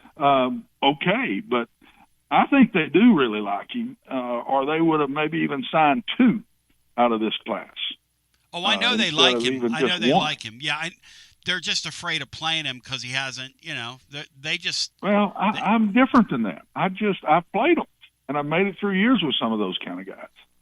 So I'm not as hung up on that.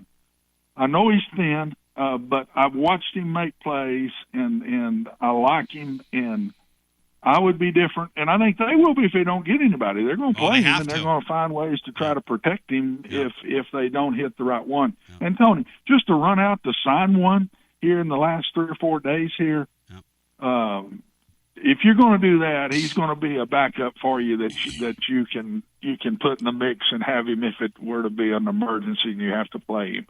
But I wouldn't just go sign one to say he's going to be our guy if I don't really like him. I wouldn't do it. I just would not do that. It's a very interesting predicament Tennessee's in. And listen, speaking of getting lucky, I was told that last year the plan was, check this out, the kid from California who was a 2-star quarterback who ended up at Indiana was supposed to go to Auburn. And Auburn fell in love with the kid from Oklahoma when he went into the portal. And the fish bit the shiny lure at Auburn and got caught. Well, and it cost him his job. Yeah, and he's out of the deal now. It cost him his job. And the guy... You've got to make right decisions on that position, buddy. Yeah. And it ain't just how much money you spend. No. Now you're getting burned 2 ways, Tony. You're getting burned by he doesn't play well, and you're getting burned that you eat a lot of your money up on him. Oh, yeah, that's exactly right. Players, there's a second piece to this now. That's exactly right. That wasn't there before. And so, yeah, you better make the right decision there because he's a quarterback and nothing else. He can't go from a backup wide receiver to a safety, or a quarterback's a quarterback. That's it. That's all that they can do. So it's such an important position. Look at Indiana. Yeah. As good as their team is, if they hadn't hit Mendoza, and honestly, he wasn't a top come out. No. If they hadn't hit on him and picked the right one, they would not be anywhere where they are right now. Not anywhere close. They got a better one this year, the kid coming from TCU, probably more thought of than Mendoza was. Yeah, he's a nice player. Go ahead, Brian. They're almost at a point where a quarterback they bring in probably wouldn't be necessarily guaranteed to start because of what's maybe left out there. They'll just have to come in and compete. Do you think they're at that point now, or will they be there very soon? And what about I ask you about the quarterback from Montana State that just won a FCS national championship? I believe is Dave Lamson, or what's his name? Yeah. Justin Lamson. Justin Lamson, yeah. Yes, right. They're real close, Brian, to saying, look, we've got a good player here. Let's go with him and let's find one more to put in the mix instead of having to go find another freshman late to bring in. Let's find one in the portal that's a little older and experienced and put him here in the mix if we have to put him out there as a backup or whatever. Because if McIntyre were to get hurt, you've got to have somebody that's good enough not to ruin the rest of the season. So, yeah, I think all of those things are being talked about. I like the kid, watching him just play the one time the other night in the national championship game, if that's the kid you're talking about. I think it is. And I thought he was a good player and made plays at critical times. I thought he was one of those kind of guys that seemed to step up when he needed to step up. He was inconsistent that night and missed some throws. He's got good feet, but he's been in a fantastic league on that level. He's been in good competition and was in a lot of critical big games this past year. So I would be one I would look at for sure. Yeah, somebody Coach, said, let me ask you this. Go ahead. Coach, let me ask you this if I could. What about the implications of spring ball? You got 2 scholarship quarterbacks now this year that Faison couldn't come in during bowl practice. And so for spring practice, can you get everything you need to get done with a couple of young guys? I mean, that seems to be limiting what wide receivers can get done, what tight ends can get done, et cetera, just because unless you have a slew of really talented walk-ons, I don't know that you have the bodies to get done everything in spring you want. You can get done with 2 guys that are capable of playing for you. Now, to do all the different drills and that, we always had really walk-on kids do most of that anyway if a coach couldn't throw or whatever. So, but 2 is plenty. You're not going to let them get hit. They're not going to get touched in spring practice. Okay. I would like to have a 3rd one, but you can do it with 2. I've done that before. A lot of times my first year to go somewhere to a new program, that would happen. And we had signed maybe a couple of freshmen or something that would be in the summer. But yeah, I've had to do that before. The key at that position over a tailback or a receiver or something, not having enough of those, is the physicality piece. The quarterbacks are not going to get hit in the spring, or mine never did. One piece of breaking news: Jack Van Dorselaar, tight end, has just entered the transfer portal. We said last night at the conclusion of our Garza Law Tennessee basketball overtime, I guess it was around midnight Eastern time or 11:30 or so when we got off the air. But after that double overtime, just slog fest. What an effort by both teams. I mean, just 2 teams just absolutely emptied the bucket on the court in Thompson Bowling. We said 2 guys today we were expecting to go into the portal. That's one. The second one I think will be a defensive player. We'll see what happens. We'll see if that comes to fruition. But Watson, and this kind of begs the question, not only are you looking at the quarterback position, but you're looking at all these positions, and you basically have to rework your team in a couple weeks. I mean, this is where your whole organization gets really tested, because those that are the best organized, those that have the best analysts, those that have the best guys cutting film, those that know what they're really looking at, those are the guys that are going to succeed in this deal. Yes. Yeah, it's so different. Like I've talked to you all about before, the assistant coach doesn't do near as much as he used to, and there are so many people in your buildings now that are isolated on certain things, and that's all they do. And now, guys, I mean, you can go into the computer, into the portal, and say, okay, give me the list of all tackles 6'6" or better. And they punch a button and it's there. Everything is so easily to get to now than it used to be. And so they can do this. But trying to put a team together in a very short period of time, and believe me, it changes on the spot. You're sitting here through the fall, and the head coach has got a lot of things he does. That's why it's hard for him to be a play caller and things as it used to be, because part of his day is sitting in there with these people saying, where are we going to spend our money? So you're in with a group and talking that. Well, we need to spend this much on tackles. We need to. And then they'll sit there and they're also saying, how many of this are we going to take, and what's in the portal we got to look at? And let's be organized before we get to this date to go. So it's really hard, but yet doable, because there's so many more people hired than there used to be. So I think it's very doable, but you got to be highly organized as a head coach and put all of this together. The other guys, I think, have got the advantages now. Everybody's getting money. Everybody's getting money, and they're putting it in the collective or whatever you want to call it. But the ones that are really in great shape, they've got one guy that they can pick up a phone and say, I need another $1 million for this quarterback now. And he says, okay. He sends it to the collective, and there it is. Those guys with this Cody Campbell and Mark Cuban, and when they've got a guy like that, because it changes so fast, guys.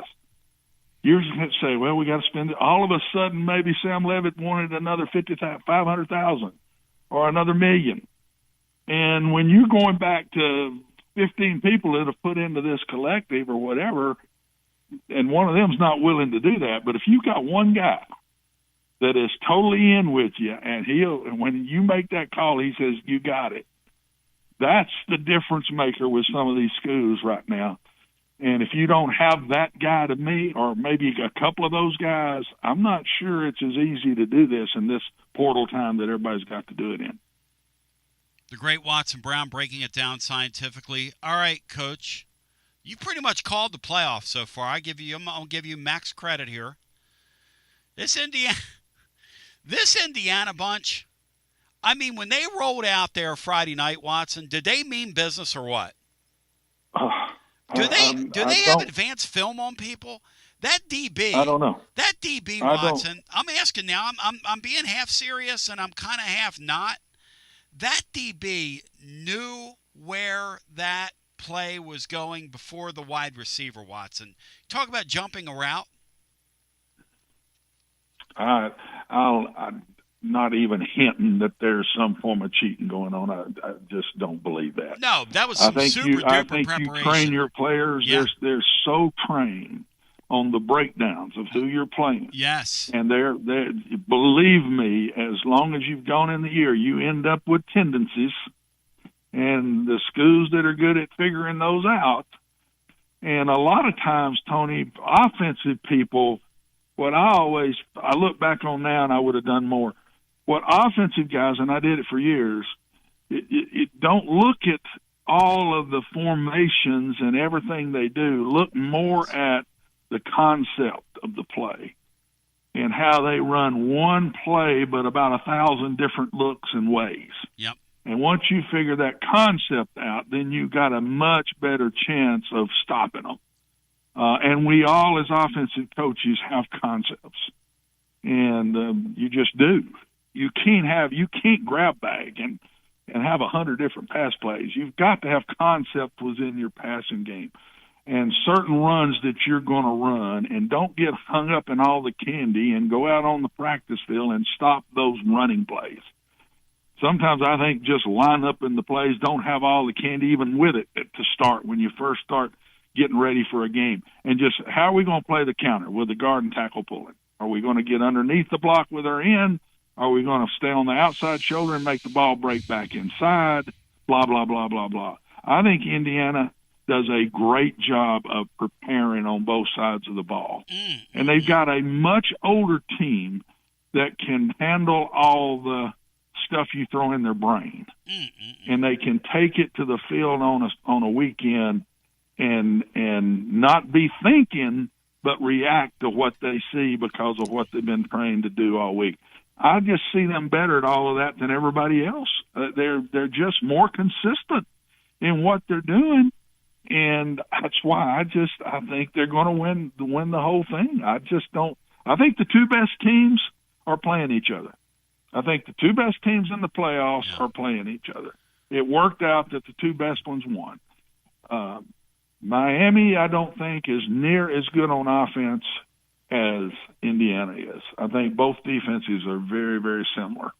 Maybe Miami's pass rush is even better than Indiana's, but both defenses are really good. Indiana runs the football so well. They just run the ball well.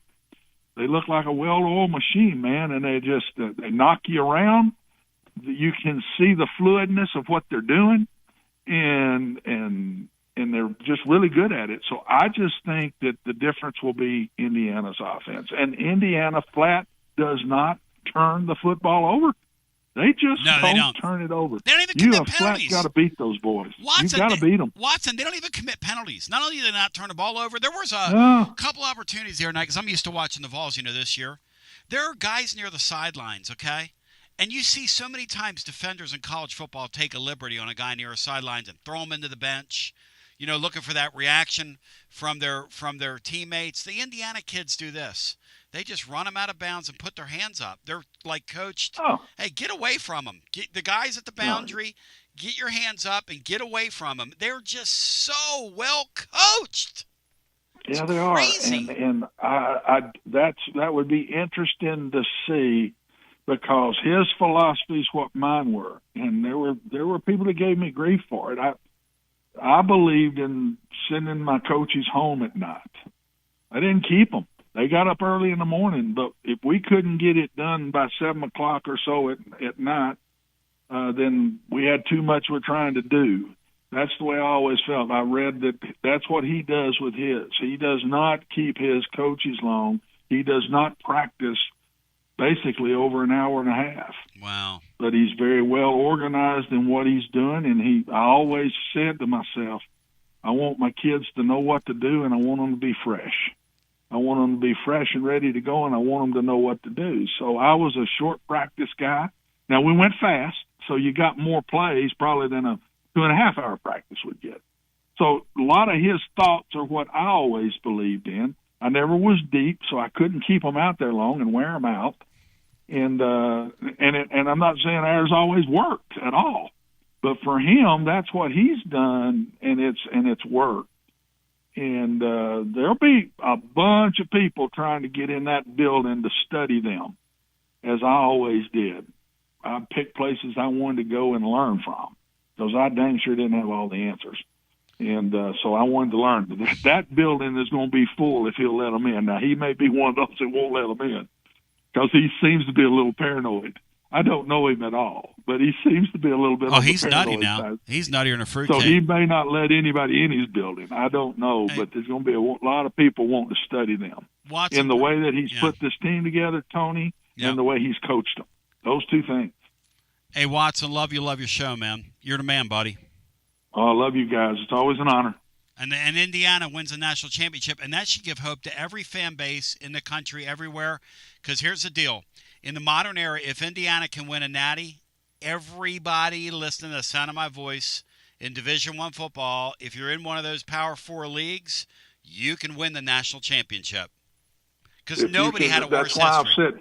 Tony, that's why I said the lower teams, this is the best thing for them when the money came into play. That's it. The lower half of your conference now has a shot for the first time ever. Thank you, Watson. And good to talk to y'all. Thank you. And Cinco and Brian, I don't know why our fan base is so vehemently jealous of what Indiana's done, as some people are. You should welcome it. You should root for them. You should not root for Miami to win Monday night. You should root for Indiana to win. If Indiana can win it, we can win it.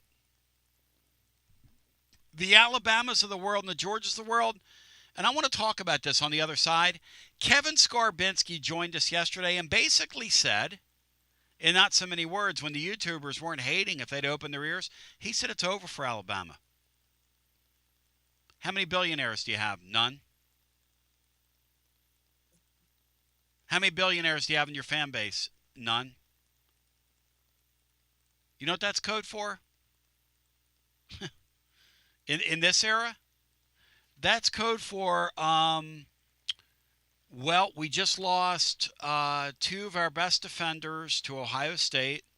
That's code for we had Holly Weird Smothers committed, but Texas came in and bought him out from under us. Or was it A&M? Isaiah Horton was bought out from under us. Was it by Texas or A&M? It all runs together for me. But the big picture remains. And the big picture is, if you're listening to me, and you're a fan of the Tide, boy, be happy. Be happy that the Nick Saban era occurred during the high-definition era, because your video is going to be well-preserved, but that's all you got now is the video. And I hope you bought the T-shirts. And I hope the guy that wore the corn ring, that absolute abject moron, that wore was a Florida fan. That wore the championship ring. Oh, all right. Championship. I'm sorry, Brian. You're right. The championship ring up on his head. That guy that looked like he couldn't spell cat if you spotted him to see the A and the T.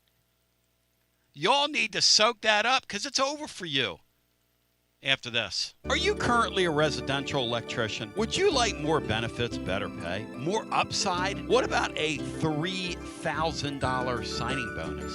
Free company paid health insurance, annual profit share, company vehicle, gas card, much more. Call Advent Electric today. Advent, known for their large commercial jobs around town, and due to high demand, they're adding additional roles for their residential department. Maybe you know a friend, family member that's a residential electrician. Spread the word. Email hr@adventelectric.com. hr@adventelectric.com. 865-588-0631 and ask for the Tony B 3K signing bonus. Advent Electric is hiring.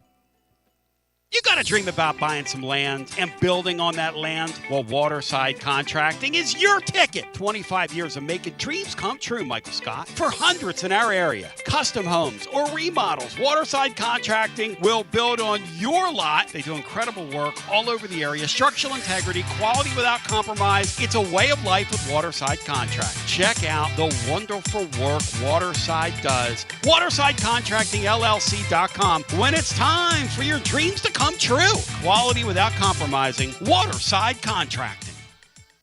College football fans, Chris Fowler here with the play call. This season, go for Dose with ice-cold refreshing Dos Equis. It's more than a single play. It's a mindset. Think of it as a 2-point conversion for real life. Taking the risk, making the bold move. Whenever we get the chance to go big, we take it. On the field and off, always go for Dose with Dos Equis. Enjoy Dos Equis responsibly. Copyright 2024 Dos Equis Lager Especial Beer. Imported by Cervezas Mexicanas, White Plains, New York. Hi, I'm Jim Simpson, owner of Simpson Meats. When's the last time you grilled a really good burger or steak? One your friends still talk about. Our goal at Simpson Meats is to make that happen every time you have a cookout. All of our cuts of meats, steaks, burgers, briskets, and pork are always fresh, flavorful, and sustainably sourced. We are family owned, so we know the importance of knowing how and where your food is raised. We have been putting quality first since 1888. Visit our butcher shop off Lovell Road or online at simpsonmeats.com. Tony Basilio along with the great Mark Griffin. And we're here to talk about our friends at Performance Medicine. And Griff, their slogan, stay educated, stay healthy. That's you. Wow. I really like to think that, Tony, and I'd like to give Dr. Rogers a lot of credit because I definitely want to stay educated and healthy, and knowing that he's putting the time and effort in to make sure of my care, I want to encourage your listeners to put the time to learn and become educated and get to know Dr. Rogers and see if it can help with your health as well. And there's a really, really easy way to do that. In fact, they've got their own YouTube channel. You can see Dr. Rogers for himself with his staff. It's called The Performance Medicine Show over at the Performance Medicine channel over on YouTube. Also, more information at performancemedicine.net. To our friends in North Knoxville, a brand new location over in Fountain City, now accepting patients. So many ways to reach Dr. Rogers. And like they say, stay educated, stay healthy. Performance Medicine, online, performancemedicine.net. Located in Knoxville's historic Old City, Barley's offers great food, live music, the best draft beer selection in town, and now your new favorite place to watch sports. Their indoor projector is perfect for any weather, and they've revamped their upstairs area with more TVs to take in all of the action. Their menu features hand-battered chicken tenders, juicy burgers, fresh salads, and the tastiest pizza in Knoxville. You can enjoy their happy hour drink specials daily from open until 6 p.m.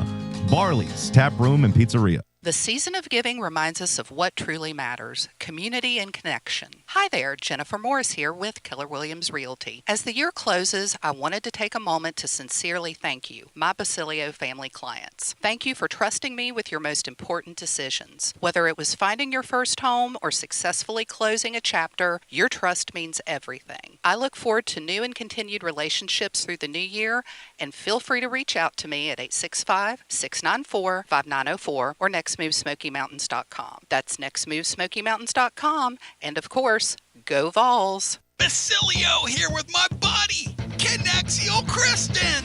Hey Tony, good to see ya. Connexial builds fleet technology that helps transportation and logistics companies win big. Live GPS, easy ELD and compliance tools, AI dash cameras, and asset tracking, all backed by the #1 U.S. customer support team. Want a better playbook for your operations? Visit Connexial.com/Tony. That's KONEXIAL.com/Tony. Connexial, built for drivers, trusted by fleets, and proud Vol fans.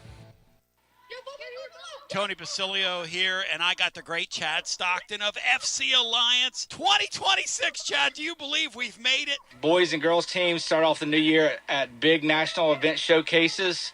We got our younger kids training indoors and doing a lot of things to get better. So we're excited about what the future holds. Chad, I hear the juice behind you. I hear the kids. Your program reaches throughout East Tennessee. If folks want to get involved, what's the advice? We're easy to get in touch with. We offer players at all ages, all levels, all experience. We have a program for all of our kids that we have, and we're excited for anyone to join us. And even some Lady Vols as well. Several college players all over the country, yes? Absolutely. We had a lot of girls that we were able to watch play in the NCAA tournament. A lot of our former players made big runs through the tournament. We're so excited for them. Growing the beautiful game. In this, the year of the World Cup in North America, celebrate the beautiful game. Get your child involved. FCAllianceKnox.org. That's FCAllianceKnox.org. And Chad, thank you, man. Keep growing the beautiful game. Absolutely, Tony, and thank you very much.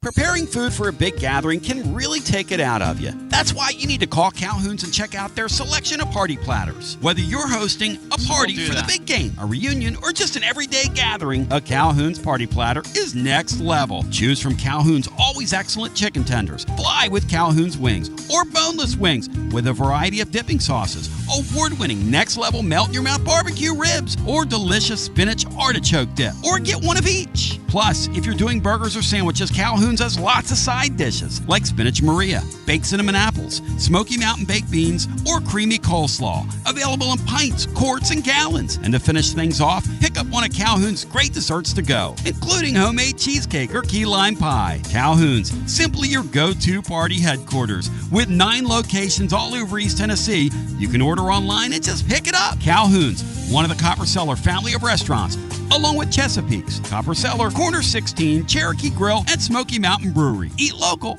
eat good. Yeah. I know it's crazy, but we're going to head to overtime here. I didn't intend to do overtime today, but we are, because we have so much to talk about that I want to get to. Alabama. Brian wants to talk some trash on Vandy. I want to talk about graduate transfer quarterbacks as well, graduate quarterbacks, which is another possibility here that we've got to enter into the discussion. I mean, there's just so much to get to. And I'm nuts. I did 3 solid hours yesterday plus 90 minutes last night. People that are in the industry go, how do you get the energy to do this? And I say, hey, man, performance medicine. I perform at my best. But here's the great William Pattison, who performs as well. You're listening to FM 105.7 and AM 1340, WKGN Knoxville, and W289CU Knoxville, Fan Run Radio. All right, now we're going to go to the phones. We're going to go to the phones. Before we do, it's 865-200-5402.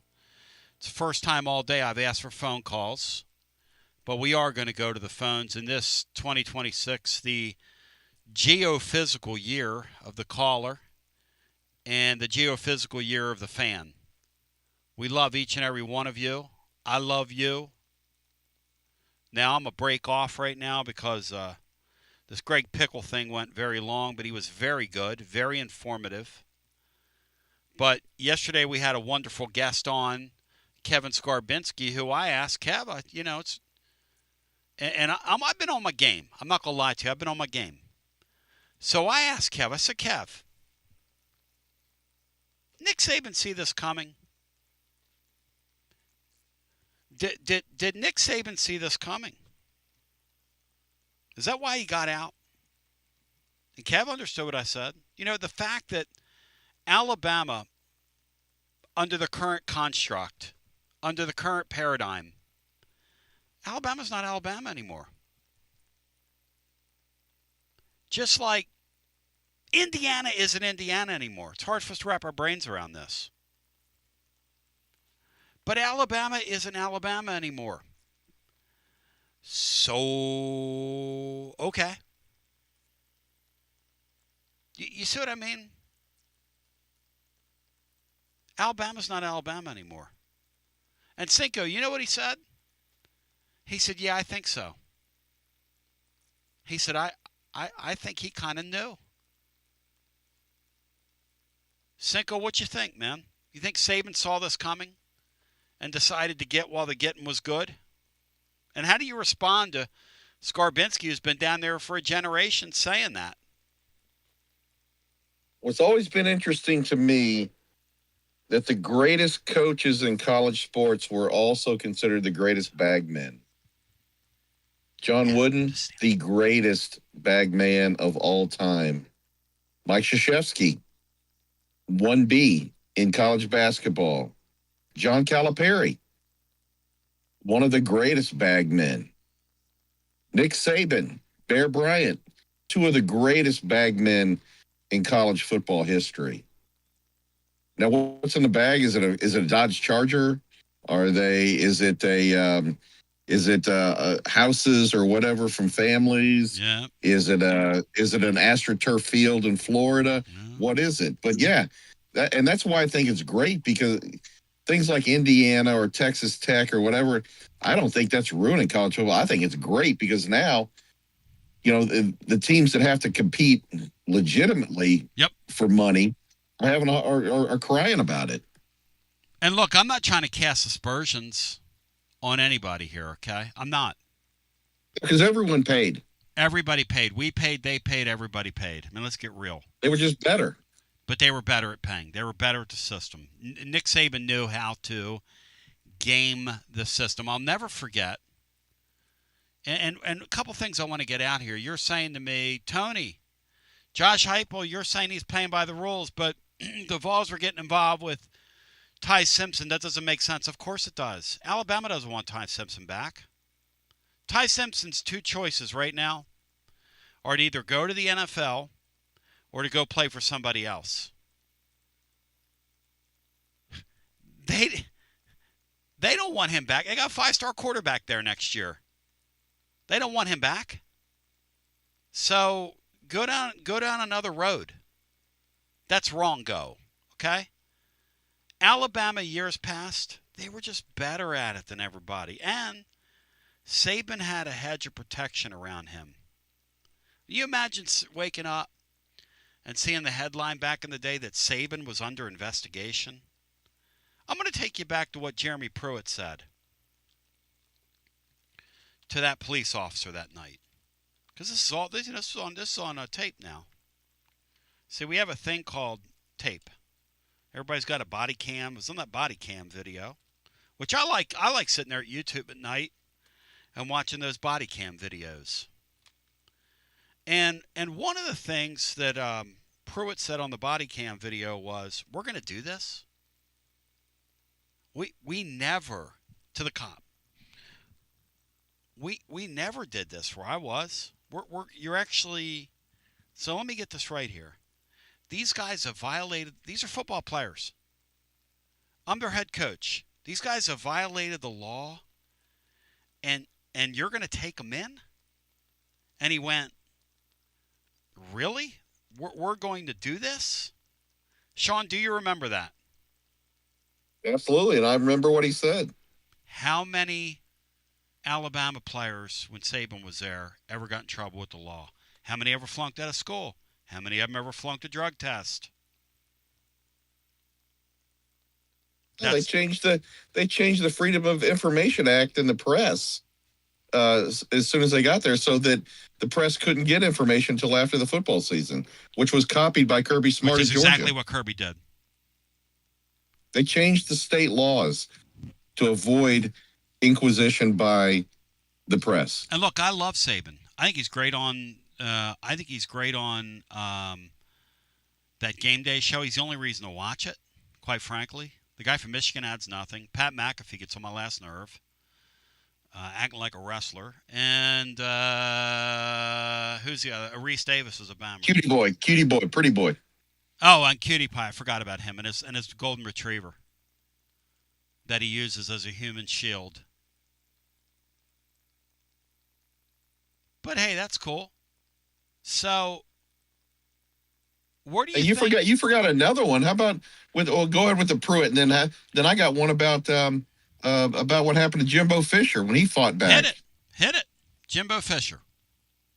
Okay, so if you remember the very beginning of the NIL era, Texas A&M signed an unbelievable class, a class that doubled or tripled basically the best class ever in high school because they were paying everybody. And Lane Kiffin and Nick Saban jumped up and started chirping about them publicly about how they were doing that. They were ruining college football. And in a very impassioned press conference, Jimbo Fisher got up there and he said, "Nick, be careful. We all know where the bodies are buried. We all know how you've gotten good all these years because we were all on your staff doing it." He said that. He absolutely said it. And what's interesting is very quickly, the Saban Mafia within college football, within ESPN, et cetera, joined ranks to get Jimbo Fisher out of college football. Another fraud is this Coach K guy. Sits courtside, has the potty mouth, wasn't going to take a transfer. Decried what John Calipari was doing. The end of his run there, he had a halfway house. He had it was like a hospital. He flipped Worldwide West. It was a college basketball Worldwide hospital. West from Calipari. And it was one and done's, not I think one and done's is who he did. One and done's, that's right. And then he got Zion Williamson, who was one and done. Yeah, and now he's one cheeseburger away from being. Hey, Bri, let's go now to Vandy, because Vandy Daddy, or whatever his name is, VD for short, has been polluting with his. Thank goodness it hasn't caught on in here, and other posters haven't caught on to Vandy Daddy. Most people just ignore him, which is how look, a great way not to spread Vandy Daddy in our YouTube chat, or VD for short, is just to kind of ignore it. Now, I wouldn't recommend. I saw the films in high school. They used to show us to scare us all. I wouldn't ignore how do you say this? I don't know if I would ignore the real thing. I mean, I don't know if you guys remember, people are trying to eat, including me. But some of those videos were, shall we say, a little grotesque. I can still close my eyes, Vandy Daddy, no offense to you, and see those videos. Brian, you got a little something to say to Vandy Daddy here. Go ahead, Brian, hit it. Vanderbilt is taking an undefeated record to Austin, Texas tonight to face the Texas Longhorns, who are coming off a surprising, shocking maybe win at Alabama just last Saturday after getting beat in Knoxville. Texas goes back home where they don't really have the greatest home court advantage in the world because Texas fans, by and large, don't really care much about basketball.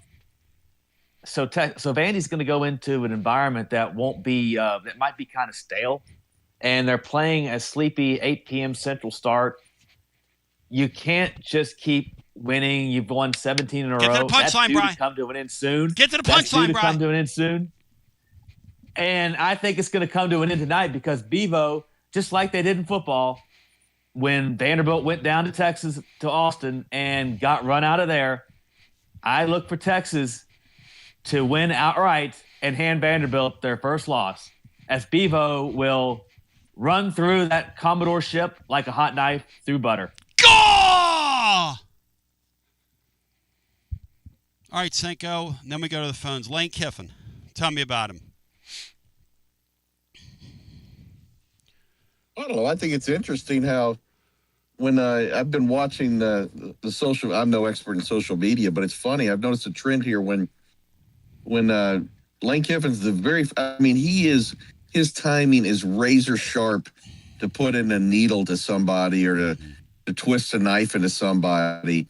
And yet when somebody points a finger at him, he gets so butthurt and starts crying. I just find it funny. That guy, as Brian said during the break, that guy's got rabbit ears and the thinnest skin going. Brian, is he a good follow on X? Because I think he's blocked Lumbo now. Lumbo and him have had a divorce of sorts. His dog was, I guess his imaginary dog was a good follower. Yeah, now my boy Nashville Lee, who loves the animals like I do, you got to give Lane Kiffin credit, because when you have a fake dog, that is about as low as when you're using your dog as a human shield. Remember when he was Joey Freshwater in South Florida to pick up chicks? I mean,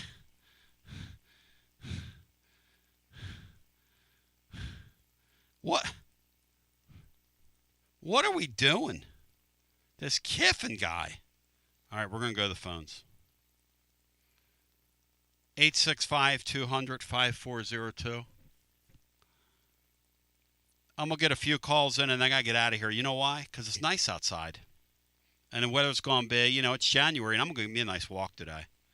I'm calling for a 5-mile walk, 5 mile. And then I got to come back and get some weight done.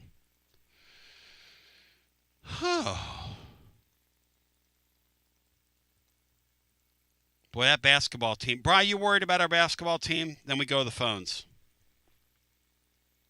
We didn't exactly cover the spread last night, Brian, like we thought. Yeah. Did we? I'm just going to enjoy the wins as much as I can. I agree with that. I agree with that. Hopefully they can carry that over and beat Kentucky, and then we can have a solid week of enjoyment as much as we can, because I don't think they're going to get to the point of what they did the last couple of years with this team. So whenever they can win a game like last night, I'm going to enjoy it and try to let that feeling last for a few days after. It's kind of like I am with the Flyers. Like with the Flyers, I always want to make the playoffs. I'm not worried about winning championships, and I want to enjoy every game. They play tonight, and play Buffalo, and they play Pittsburgh tomorrow. And I was going to go back to Pennsylvania with my son and my daughter, and they're going up to see people and go to the Ranger game on Saturday. But I'm going to stay here because we got Garza Law, Tennessee basketball overtime, and I'm committed to what we do. So, but I was going to go back and see everybody, but I'll do that at a future date. Hey, Tone, we had an astute guy in the I think guy or girl, whatever, no offense, in the chat, say, wait a second, we're not tampering or any more like that, but last year we tried to walk Josh Hoover in, we tried to walk Luke Altmaier in, we tried to walk Sawyer Robertson in at Baylor. We tried a number of things that those folks weren't in the transfer portal. Yep. What's changed?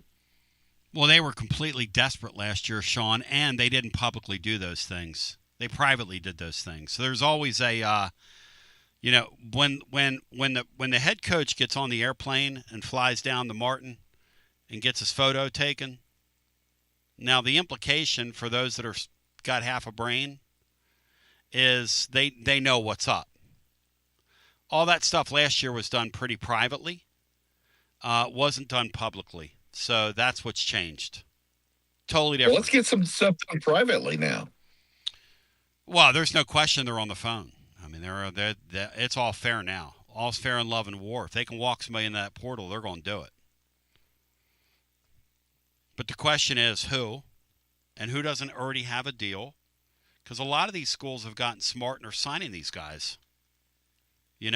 A lot of these schools have gotten smart and are signing these guys. Let's go ahead and go to the phones. Hello and welcome in. You're on the air. What's going on, guys? Hey, Rihanna. How you doing, Doctor? Hey, Jeff. Hey, guys. You brought up the point about the dog. You do remember we used to have an orange dog. Oh, that was back in the day. Mm-hmm. Good Lord. Mm-hmm. Now, that coach was organized. That coach was organized, maybe too much. Exactly. What about that stupid chair he had on the sideline? Oh, I know. and the custom made McClellan orange pants. So From Italy Yeah. that he sent back Yeah. twice. yeah, guys. How does the state of Louisiana afford what they've done? I mean, a $58 million buyout for Kelly. Yep. What, $91 million contract for Kiffin. Yep. And a pretty incredible slush fund for players. I mean, I don't understand it. They got the kid from USC today, Mariano. I know. I saw that. They got the quarterback Saw from that, Elon. They got the Longstreet. Yeah. They got everybody. Like, what are we doing? How many quarterbacks Lane Kiffin need? I don't know. Maybe they're going to do a lot of double passes or something, Tony. I don't know. And are they cutting the Van Buren kid loose? Is he loose? Does anybody know? I don't know, Tony. Because I think Tennessee ought to look at him if he's loose. Yeah. I saw where I read today. He really downgraded this year. I thought he was something at Mississippi State, but he really didn't look great this year. Well, who looked good in their offense, Sean? That LSU team has no offensive line, which you make a good point. Sorry to step on you there, Mariano. Hey, Mariano, they're going to swallow Lane Kiffin because he hasn't upgraded that offensive line. He's upgraded a bunch of things, but not that offensive line. I don't know what he thinks he's doing. Yeah. Be interesting to see. I read today where G-Mac and some receivers are going to go to South Florida and do workouts or whatever. Yeah, they're throwing the ball around. Can we make sure that G-Mac, while he's there, has got an unlimited card to Shula's and eats steak like 4 meals a day or whatever when he's down there? Poor guy. Well, where's our boy Tom Marine? He should be mainlining add the peanut butter. Tom's out of it, man. Exactly. Yeah. Tom's out of it. Oh, is he out of it? Yeah, Tom retired, man. Tom's listening right now. Oh, but he appreciates the God shout-out. bless you, Tom Marine. God bless you. He's been out for about Enjoy retirement. year and a half, man. Looks great. Guys, a couple more things. Speaking of the portal, I want to see some more defensive tackles in there. I mean, we got one for Penn State. We need more than one. And I think that's a critical. As big as the quarterback is, there's no doubt. But right behind it, we got to have some more. We got to have some more bigs in the middle. We need experience, Mariano. You know, we need some guys that are, how do we say this, kind of men, right? Yes, absolutely. And I'm very impressed with what they've done. Mm-hmm. We just got to have some more numbers, particularly inside. And maybe another offensive guard would be nice, in my opinion. But, well, they are chasing a guard. Yeah, they're chasing a guard. They're fixing the interior of their line. They haven't gotten it done yet, but we'll see what happens. Yeah, the interior of our line against good people last year got shoved around too on offense. So, and in that bowl game, that thing was stark, Mariano. It was difference in the game. Yeah, and let me go to my favorite subject before I get off, Tony. Strength and conditioning is the reason we haven't signed strength and conditioning coaches because he's still in the playoffs. Could be. I think Indiana's strength and conditioning coach and Hype will have a past, so we'll see what happens. It's going to be interesting to see, and that's going to be just a huge hire. For sure. Yeah, is good job, guys. See you. Is Signetti gonna let that guy off his campus? Go ahead, Bri. Van Buren is at South Florida now. That's where he transferred to. MVB, as his friends call him. To play for Brian Hartline. Oh man.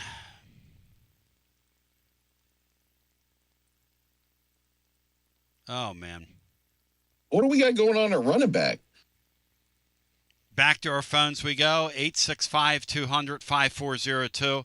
Tennessee's got a lot of needs. The good news is the entire SEC this year will be diminished with the exception of Texas. Everybody in the league takes a step back with the exception of Texas. LSU will take a step back. Now, will they be good enough to beat us in Knoxville? I don't pretend to know that, but they're going to take a step back. Their offensive line is so bad. Alabama going to take a step back. I'm glad you said that. If I could be, because I wanted to bring this up. We talked about it. Is if you take another look, we've been talking about what a gauntlet it is next year. Yep. But if you take a look at the schedule, actually, there are a lot of teams. Texas is Texas. It is what it is. Yep. And then I don't know about A&M still loaded. They're not taking a step back. That's right. We'll see. I think they had a lot of upperclassmen. But yeah, when you take a look at, okay, Furman, there's no Haynes King at Georgia Tech, Kennesaw State. Right. But you don't hear much about Auburn right now except for South Florida kids. Yep. Arkansas, heck, they had a hard time even getting a coach. Yep. Alabama, we believe, is going to take a downturn with a brand new young quarterback. South Carolina, Kentucky. Again, I think A&M has some talent. We don't know about LSU. It's here. And then Vanderbilt. So, you know what? I've been under the impression that next year is just, you're just walking into a gunfight with a spoon. But there are a lot of teams out there, in fairness, there are a lot of teams out there that are in very much the same, if not worse positions than we are. The league is going to take a step back. And I know that the SEC Mikes of the world and they try to hype and pump and don't want to call like it. And I love you, SEC Mike. But the truth is, the SEC in the portal era, getting a little leaky. Hey, listen, A&M and Texas are both going to be very good. They're on our schedule. There's no question they're going to be very good. Texas is loading up, and they're going for it. I mean, you can see what they're doing, what they've done. Again, I judge you by your actions. They are absolutely loading up this year the way LSU did last year. LSU, Lane Kiffin will find a way. He's resourceful. He's a very good coach. He's excellent in the portal. He's a great evaluator of talent. Their offensive line was brutal last year. They didn't get one quarterback about killed. They got two of them about killed. And the poor kid that started the season last year, the Nussmeier kid, I mean, my gosh, playing behind that offensive line, what was left of him? He went from an NFL prospect to where is he right now? I mean, we might see him on Patrol Live this week, and APB out for Nussmeier. Then you've got some of the other other clubs. Alabama, to Sean's point, Alabama's had so much leakage in the portal, there's no way they're better. No way. Absolutely zero chance. They have a better football team than they had last year. Florida's not on our schedule. I don't worry about them. South Carolina will not be as good next year. Kentucky, I don't know. Does that scare you? It doesn't scare me. But we're not exactly lighting up the world either. So I guess misery loves a little company. I don't see that the SEC is this big juggernaut right now. Maybe I'm missing something. Look at the bowl games, Tone. Look at the playoffs. Bowl games don't count. And the postseason. Georgia next year. Now, Georgia's an interesting case. Georgia probably is pretty good. Georgia's probably pretty good. Yeah. And not on the schedule. Yep. So we're used to seeing, the Georgias, the Floridas. I did Georgia out of reflex. But I'm just thinking about the top of the league. Oklahoma. I don't know. I mean, everybody's got needs, and we're not going to know till the season starts, really. We're going to think we know. We're all going to, and we're going to do our due diligence and get on the phone and get guys on and talk about what's going on in spring ball or what you think's going on in spring ball, but really, who the hell knows? Because I'm going to tell you something. If this McIntyre guy, I make a little prediction for you. If this McIntyre guy ends up being the guy in the spring, by the end of the spring, me personally, I'm going to have him somewhere between Peyton Manning, Tim Couch, and John Elway all rolled into one by the time spring concludes. Because I'm going to practice party discipline. I'm not going to lie to you. You feel me? I mean, I will practice party discipline with the best of them. Portions today presented by our friends at VIP Play. The VIP Play welcome bonus, you bet $20, $100 in bonus bets, is yours. Online at, and I want you to check them out because they're live always with 200-plus leagues, numerous bet types. They've got props. They've got options. They will take great care of you. There's a full card tonight in the NFL, in the NHL. One of the majors is going on right now in tennis. You've got the Sony Open going on in golf right now. Those of you that's your pleasure, you can watch that late at night. put a few bucks on it and have some fun. The Winter Olympics are right around the corner. They're going to have you covered there. I can't wait for the curling. That's what I like. This curling's a great sport. I love curling. If you have a gambling problem, 800-889-9789, 21 and over, located in the great state of Tennessee to place a bet. Back to our phones we go. Hello and welcome in. You're on the air. Hey, Tony, it's Garrick in South Bend. How we doing today? Hey, Garrick in beautiful South Bend. Welcome in, my man. Hey, I tell you, first off, I tell you what, if you're betting on Winter Olympics curling, you probably do need to call that hotline. Let's go. Obviously, I want to talk about quarterback, and everything's came and went. Yep. The common theme has been, well, we have no idea what we're doing at quarterback. We have no idea what they're doing at quarterback. I want to throw out a potential scenario here, and I think that any guess is a good guess at this point with how it's all shook down. We went after Sorsby, a 1-year rental, and then we went after Levitt. He's got 2 years of eligibility. He will, but everybody knows that with a good year, he's off to the NFL. What if the reason that we only went after those two guys is because the staff knew, hey, GMAC is pretty damn good, but the only way that we can get better at quarterback is if we get one of these star-studded guys that everybody's going to be after. And we're completely fine if we swing and miss because of a Texas Tech spending oil money, which I saw that deal is really valued up to $10 million with the house that they're giving them, the private jet time, all of that stuff, the deal that they kicked his girlfriend to play on the volleyball team. And then with Sam Levitt, which LSU, I have no idea how they're getting that much money, but it is what it is. Look, VolQuest all of last summer, and say what you want about VolQuest, whatever, they kept on saying how GMAC was the most accurate quarterback out of the bunch, and that's even with Aguilar on the roster. I'm not a sunshine pumper, and I never will be. But I'm thinking that all these people that are yelling, oh, 7 wins is the ceiling, we're going to go 6-6, yada, yada, yada, got to take a step back because there is a very fine possibility that GMAC is going to be pretty damn good. I don't know if I agree with that. I mean, he there's a chance that he could be okay this year, yeah. Pretty damn good. That wasn't the way they were conducting themselves the other day.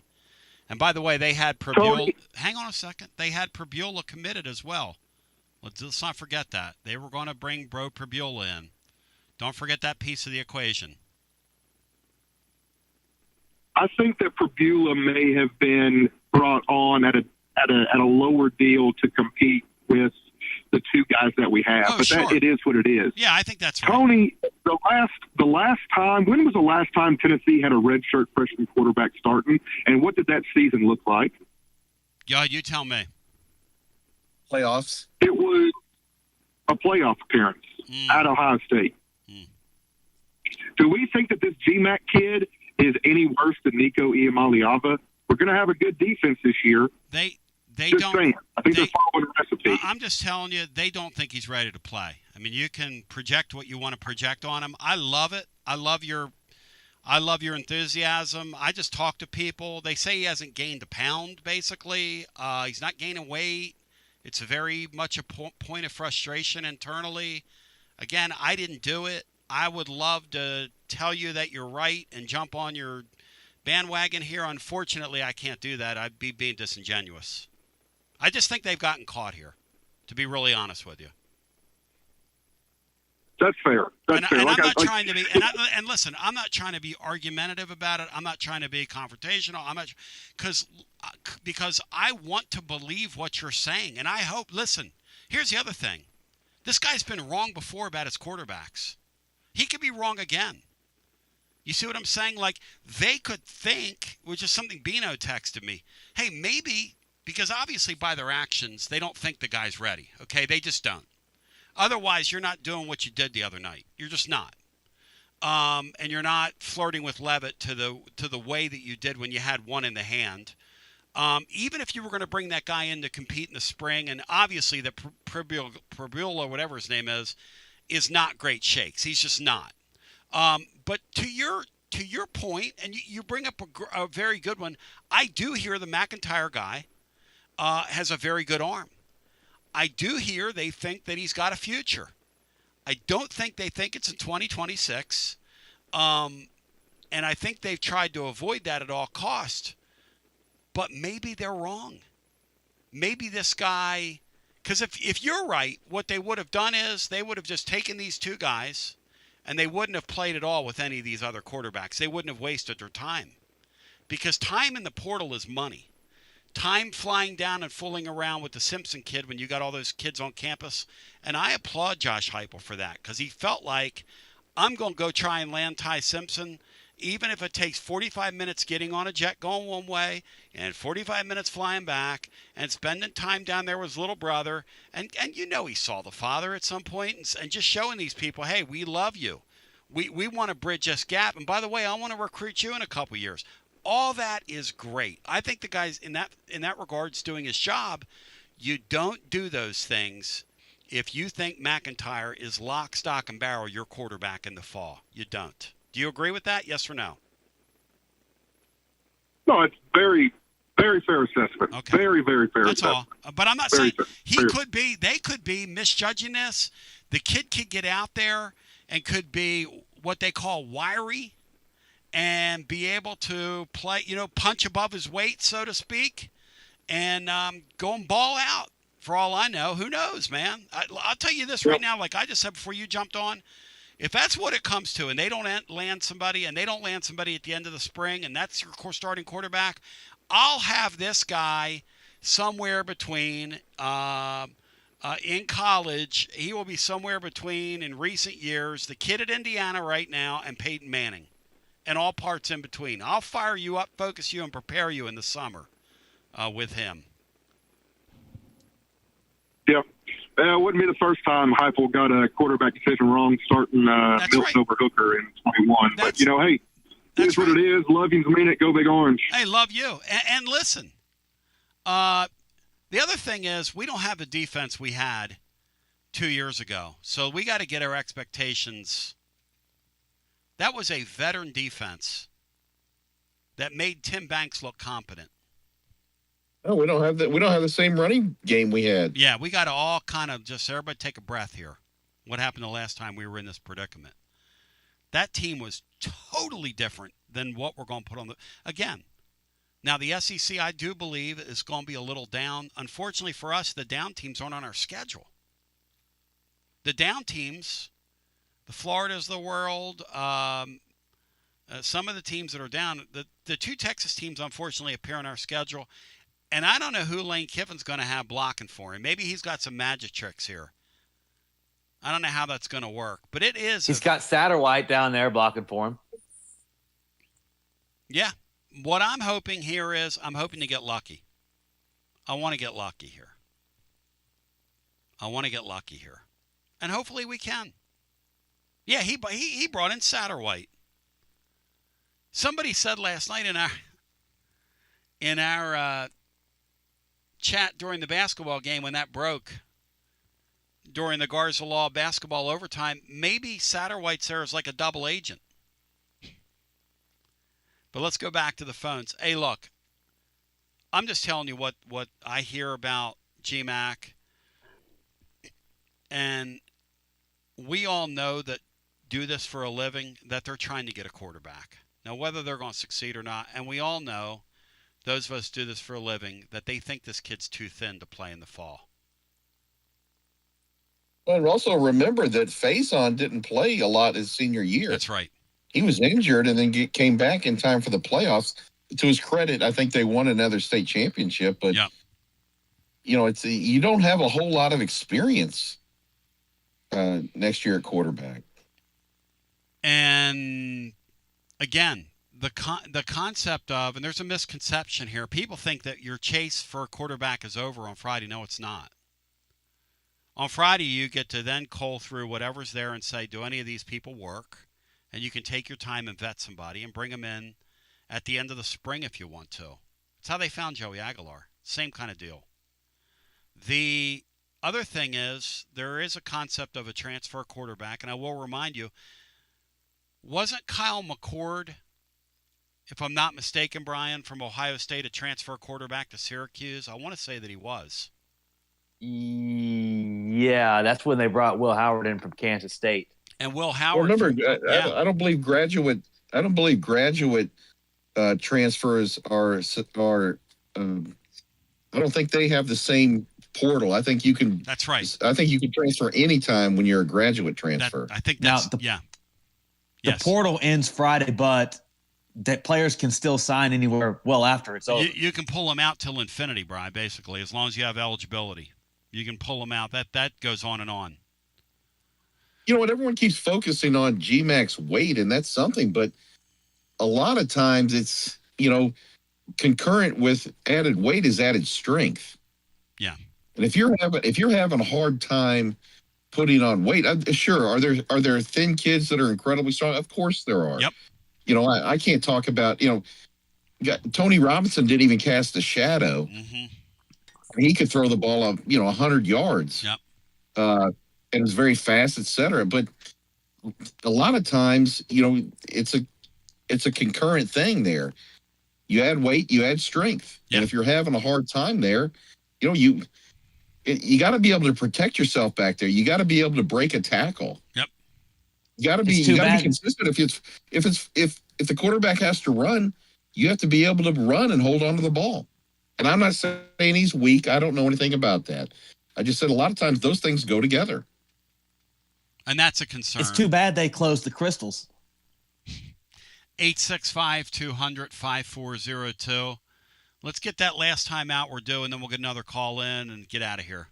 College football fans, Chris Fowler here with the play call. This season, go for Dose with ice-cold, refreshing Dos Equis. It's more than a single play. It's a mindset. Think of it as a 2-point conversion for real life. Taking the risk, making the bold move. Whenever we get the chance to go big, we take it. On the field and off, always go for Dose with Dos Equis. Enjoy Dos Equis responsibly. Copyright 2024 Dos Equis Lager Especial Beer. Imported by Cervezas Mexicanas, White Plains, New York. Basilio here, and my friends at Carnes Motor Company started with a dream over a quarter century ago. I met Rob and Brian back when I still had hair, and they were working at a huge dealership in West Knoxville. But they told me back then they wanted to sell cars on their terms, and I wanted to do radio on my terms. Their terms, just like my terms, are ultimately your terms. In both cases, you're the winner. A Car Guru's National Award winner with a 5-star rating on all sites, just like our Vols. Everything about buying a car from Carnes Motor Company is no hassle. They specialize in high-quality pre-owned vehicles between the $5,000 to $25,000 range. And if you need to sell a car, they'll either buy your car or they'll help you sell it. Carnes Motor Company also has a top-notch service department.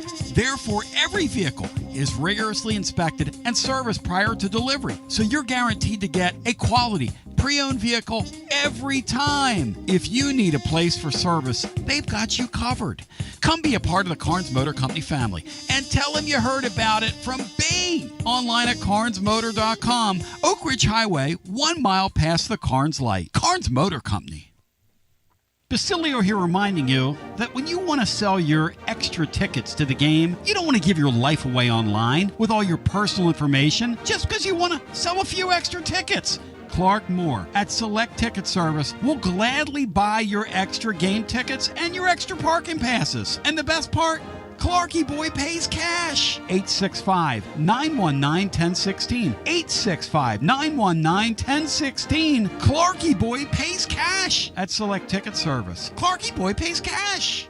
Tony, to be back with you. I told you that I would only be 2 and 2, but that person that was on hold has hung up. So here's the deal.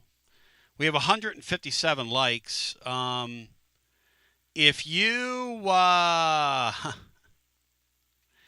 If you'll get us to 200, I'll hang out here. If not, I'm leaving. I'm giving you 5 minutes to get me to 200 likes or we're gone. I'm talking to my YouTube subscribers. So here we are. It's pretty next level. It's pretty great. Brian Hartman tonight, Kentucky has where? In your humble opinion, Brian? They're at LSU. 1 7 point o'clock, line. That's a 6 Central. A 1 point line against a winless LSU team. In the league, winless. Who look like they're going to be absolutely brutal. No offense to them. So, Brian, what is your humble opinion? What happens with Kentucky, who lost their point guard? Do they get a big W? Do they get a big dub tonight? What do you think, Brian? I'm going to push all my chips with the local kid, Matt McMahon. I think LSU's going to get it done. I think they're going to upset Kentucky. It may not be an upset. And Texas is going to get Vanderbilt.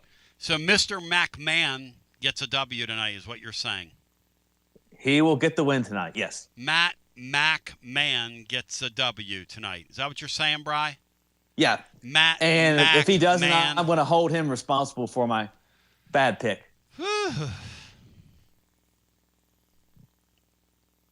I called that kid's games.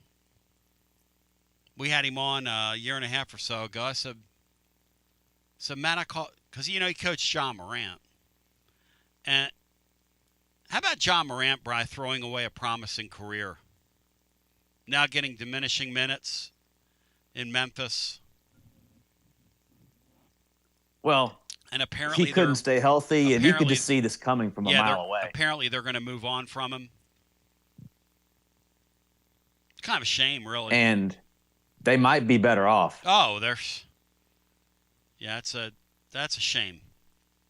Because the franchise looked a couple years ago when he was there like it just had held such promise, and then his his affiliations and whatnot, his decisions end up coming back on him. But as any of our decisions do. Gentlemen, do y'all think I'm crazy? Do y'all think I'm crazy in thinking my Chiefs should look to trade Mahomes? I would never in the NFL give up a quarterback like that. I know. I know. It's crazy. We're aging out everywhere. Oh yeah. Yes.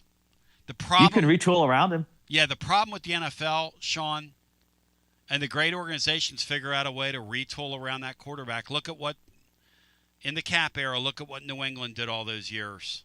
Now, what you may ask him to do. Right. I think you're right. Sean, what you may ask him to do is, Patrick, can you give us some kind of discount, which is what Brady did. Brady played the game for some deferred payments because he wanted to win. Certain quarterbacks go to the trough and take all the money and gobble it all up. But, you think about it. Trey Smith just got a huge deal there. And they do have some guys that are long in their tooth. You're right. But I wonder what a great if them. the running around, if they might be him running around like that, will he have to evolve and become more passing oriented to extend his career? His ability, Bri, to make those plays, those ad-lib plays, are what makes him Pat Mahomes, though. Right, Sink? That ability of him to just throw the ball from all angles and do whatever it is he does and get the ball out and be accurate while he's doing it. It makes him one. Such it's never hurt that we get every call in the world too on the field. Yeah. But he's a unique player. But here's something. I hope if this fella could call in, I'd love to know more about this. In our chat, in your chat room, excuse me, not ours, your chat room. In our chat room. Jeff Harrison says Jason Swain said Austin Price that Tennessee is going to get an FCS quarterback. I'd like to know more about that. Well, that would make sense. That's what I want them to do. I want them to go get a guy similar to the guy. Look, I watch FCS football. There are kids at that level that can play. There is very little doubt in my mind you could find a guy who's big enough that could run the ball in this league and throw the deep ball. Very little doubt. And for the price that you would pay, the kid from Arizona State, who's damaged goods, by the way, and there's no guarantees on him, you could get 2 of those guys, maybe even 3 of those guys, And see, here's the trick and this is why from the fella who I really like, by the way, because I love his spirit, and I think he's a really smart guy and has great points. And I wasn't trying to shut him down on his GMAC optimism, but one of the things that's lurked in the background as they flirted with the kid from Arizona State, and they brought him to campus, was if they really thought as highly of GMAC as our caller did, they would have never brought the guy to campus, because what's stopping him from going, hey, I'm butthurt, I'm going into the portal? I'm not your quarterback in the fall. But you know what? They didn't do that. And you know why they didn't do that? Because they have a football team to run and jobs to keep and mouths to feed. And when you have a football team to run and mouths to feed and jobs to keep, you got to do what's right by your football team. And so, you bring a 1AA guy or two in, and you say to them, hey, compete for the job. What happens if one of those guys wins a job in the spring? I mean, and one of the other guys wants to leave. In this environment, Sean, you've got to let whoever wins the job win the job, right? Even if the Brandon kid gets mad. To me, I look at modern college football and I just say we're in a totally different paradigm. We're just in a different age. And some years you're going to swing and miss. Hey, Rick Barnes on this year's roster, they've swung and missed a little bit. Like Brian said. And I'm okay with it. I'm resigned to we have to enjoy the basketball season. I'm going to enjoy it. We're going to talk about it after every game. And last night's game was, a little bit idiotic. Whole lot of grit and guile and determination. That's an interesting revelation, though. That must be a decision they've made that they're going to do that then. And Austin would know. He's plugged in. He would know. So that tells me that they're not settling. And I'm not using the term settling, but they're not settling for playing one of those two guys. They've got to get a quarterback that can play. And because you come from 1AA does not mean you can't play at this level. It does not mean that at all. Well, I think he said FCS. That's not 1AA, is it? Is that just not the Power Four? Am I mistaken on that? Yeah, he's talking about the FCS level. Yes. That's 1AA. And I hope it's the Montana FCS State kid, but I won't hold my breath there. FCS is 1AA, Sean. Yes. Football. What is? Oh yeah. I'm sorry. Excuse me. No, it's all confusing. No, it's all confusing. Man, they change these names every. We're in the FBS. They've been FCS for over 10 years now. I know, but I still call the Saturday game at 12:00 the JP game. There you go. Your Jefferson Pilot. I need to get in the 21st century. With Bob Neal, now Dave Neal, and who knows who Dave Neal's kid is. Maybe Dave Neal's kid will end up calling games. ESPN Plus is pay review, by the way. And ESPN Plus will always be pay review to me. Thanks to Dewey. So that's interesting. I'd love to get that Lamson guy. And I just may say, well, he got committed to Montana State. Hey, listen. You don't think you could call that guy and go, hey, listen, man. I know you're playing in front of 1,000 people right now. I will read you something, though, that I'm going to put in the blog that I got from our friend in Portland. Hit it. And this is kind of cool. Because in this era of everybody having their price for the $1 million man, check this out. Let me scroll down here and find it. Because this is worth celebrating. I'm going to put it in the blog tomorrow. And not everything and everybody's for sale. By the way, I am. Like, for instance, if you hate me and you want me to go away, you give me like $5 million, you'll never hear my voice again. So I just want to say that. If you're like, wealthy and you hate me and you want to pay me $5 million to go do something else, I will do that. I'm highly interested in that at this point in my life. Just where's Mike in Portland? Let me just look up Mike here. Machael.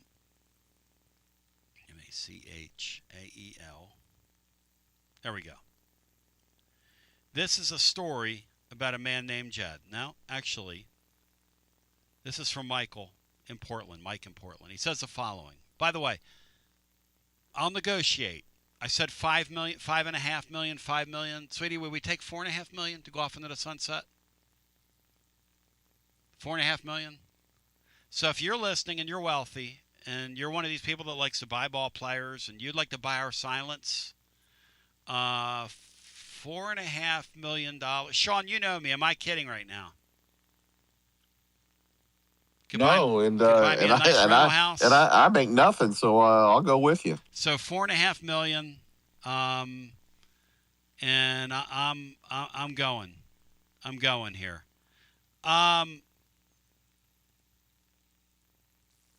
Brian, what's the line in the Kentucky game? Nega Dave's wondering what the line is in the Kentucky game. I was giving you the Ken Palm suggested line. I haven't looked at the line today. What is the line in the Kentucky game, Brian? And then I want to read Mike's text, Mike in Portland. I see Kentucky minus 4.5. Okay. So they adjusted it. Which is another thing they're doing now. You got the Ken Palm lines, but the Vegas is adjusting accordingly. Used to be they were really following them, but there's a new back to our phone said, Tony, you're getting very, very close with your super chat accruement over the football season. Thank you. Back to our phones. Thank you for that.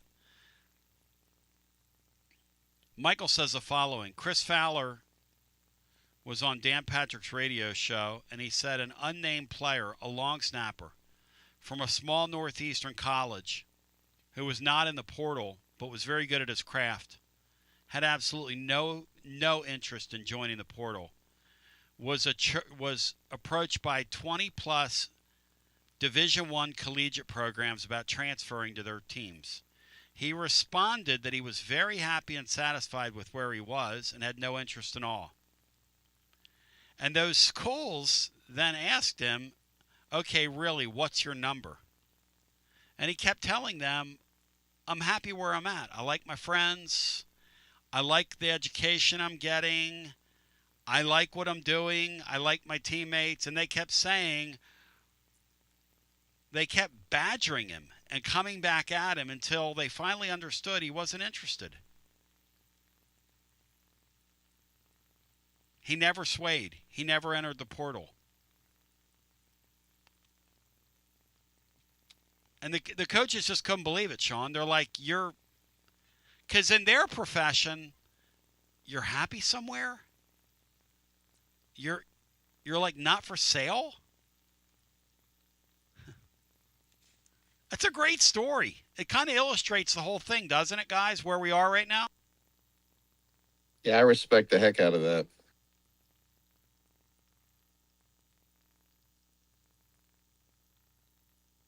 Now, Tennessee. Go get involved with that Lamson guy who just committed to his team that he won a natty with, and see if you can pull him out of there. With a mouthful, I say that. I'm saying a mouthful here. I applaud that kid. Let's go make the Lamson kid a liar. Brad, do you agree with me? Yeah, but it's the same thing with coaching searches. You never seem to get the one you want the most, and I'm just afraid it won't be him. Now, there may be some other good quarterbacks there that we don't know about. You can always get lucky, Brian. I'd get really excited if they could get him. You can always get lucky, Brian. He can play. He can throw it. He can run. He's 6'2", about 210 pounds, something like that. He can play a little bit.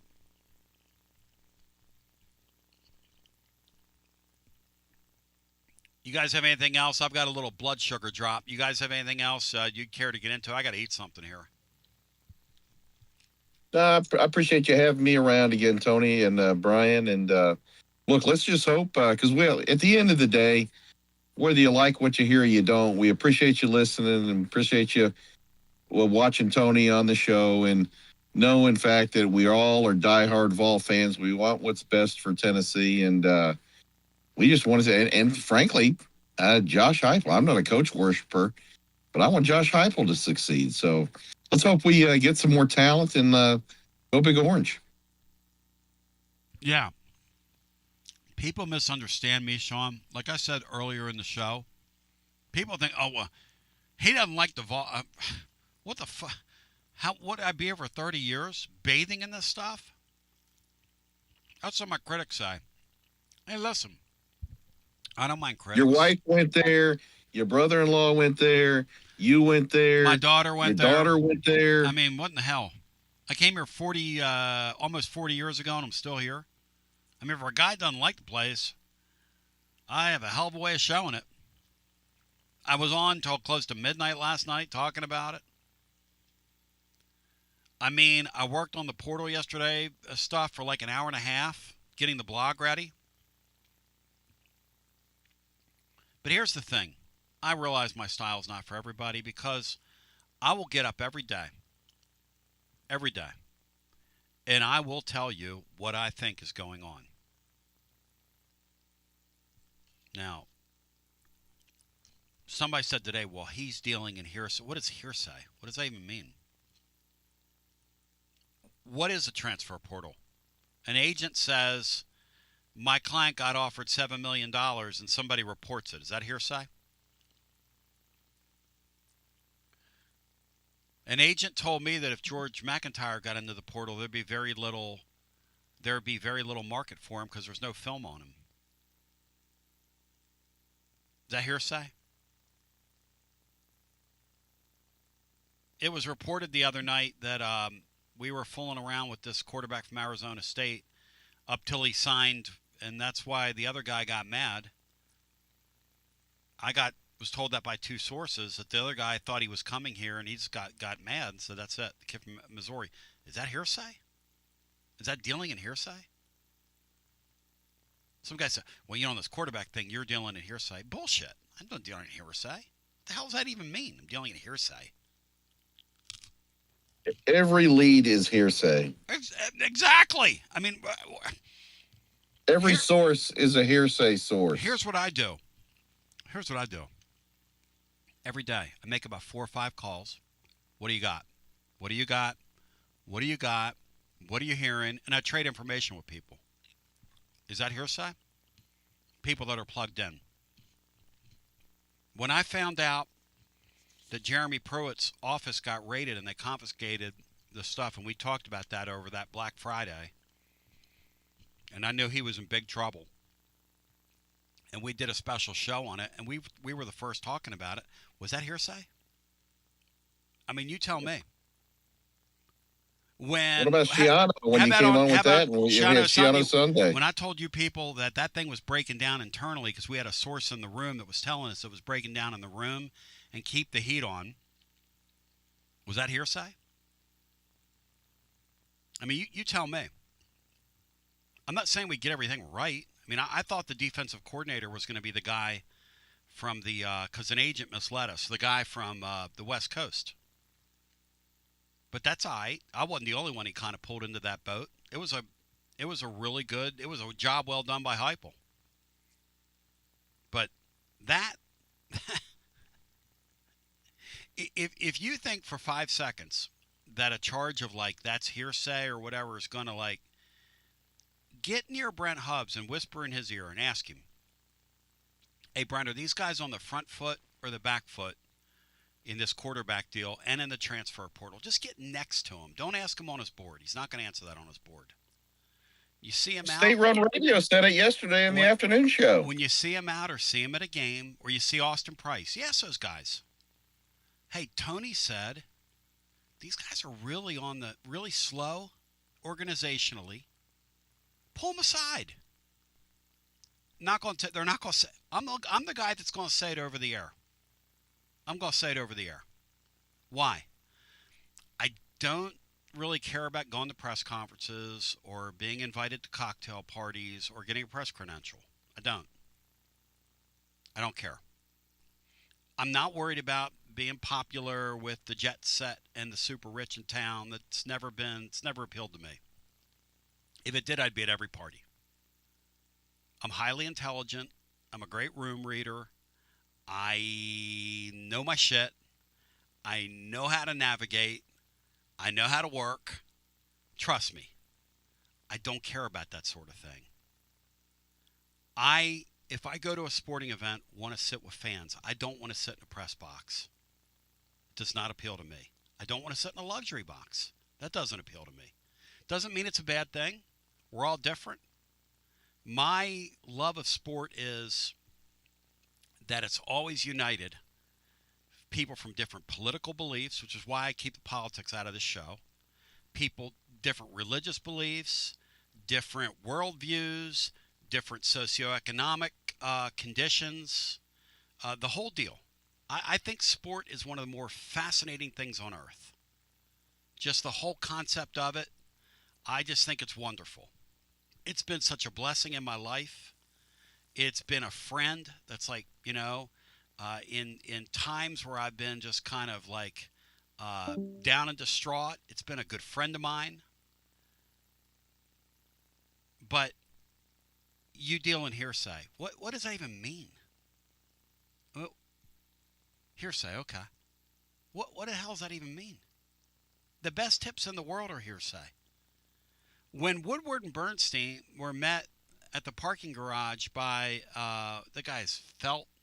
Hey, Something Felt. Yeah. You don't have to justify it to these people who really don't know what they're talking about.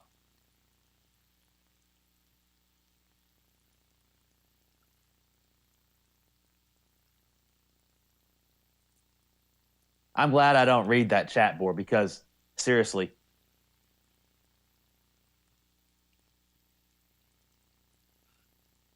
It's not even the chat board. It's just,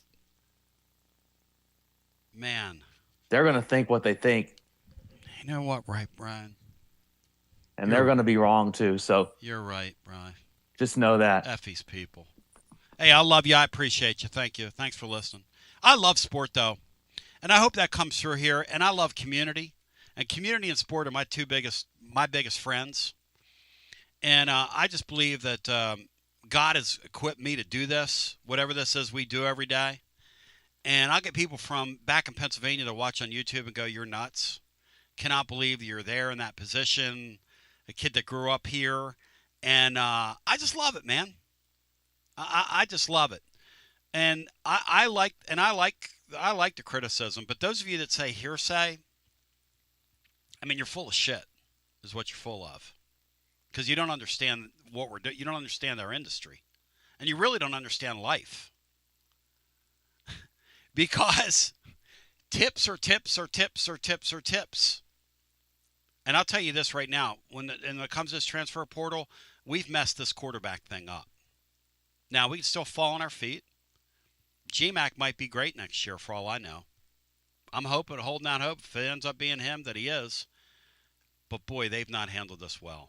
And the guy makes $10 million, and I can say that with a straight face into my microphone. And I'm 100% right, by the way.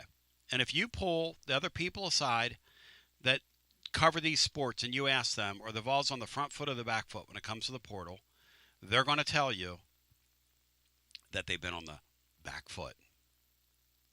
And if you stay on the back foot long enough, you're going to get fired. That's what's going to happen. They have a really nice defensive class here, but let's just lay this out. And I'm not moving the cheese here.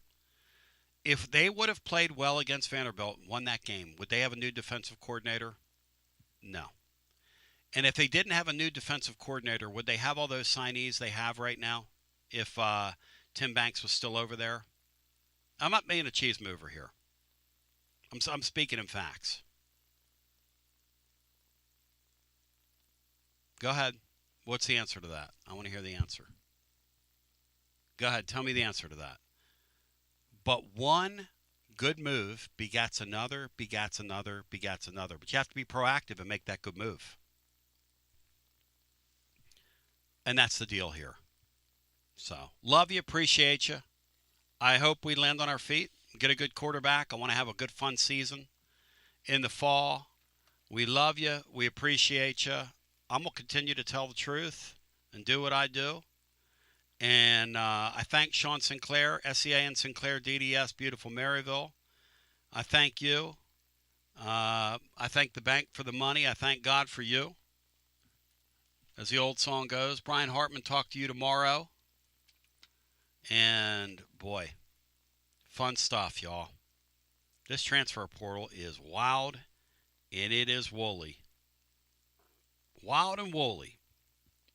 Woolly and wild. Let's see, how do I do this? Oh, I'm on the wrong phone. That's how I do this. That's why that just occurred. I'm on the wrong phone. Till we meet again, for all those behind the scenes, I love you. I appreciate you. I thank you. I support you. You all been great. And let's see what tomorrow brings, huh? Shall we? In the meantime, I'm going to get out and enjoy this incredibly great day. And if you have any tips, email us, commonfan@gmail.com. If you have any ideas on quarterbacks, maybe you've been scouring, I'll throw some names on the blog. Those of you that are so inclined, let's throw some names out there. Talking to some people internally about the basketball deal last night, which I'll unpack further on the blog tomorrow. They think Nate Ament kind of woke up last night. He got kind of pissed off for the first time this year. Showed some real emotion. It kind of got real. When he had 4 turnovers and 4 points, I was told that basically he went to the bench and he was like, that's it. And he snapped. And they started giving him the basketball. So that was fun to watch. We've got a ton to get into today. Watson Brown's going to join us next hour. Greg Pickle on the other side of our A block. Greg Pickle, who works for On3 by way of Penn Live, has been covering Penn State for, well, close to a couple of decades. He's very good. We've had him on in the past as we've commingled. We had him on back when Tennessee hired Tim Banks and a time or two as well in the past. But Greg's excellent, and he's consented to coming on with us, and we're looking forward to that. We're going to unpack the Penn State 4. You know, with Tennessee in the portal this year, it's been kind of the good, the bad,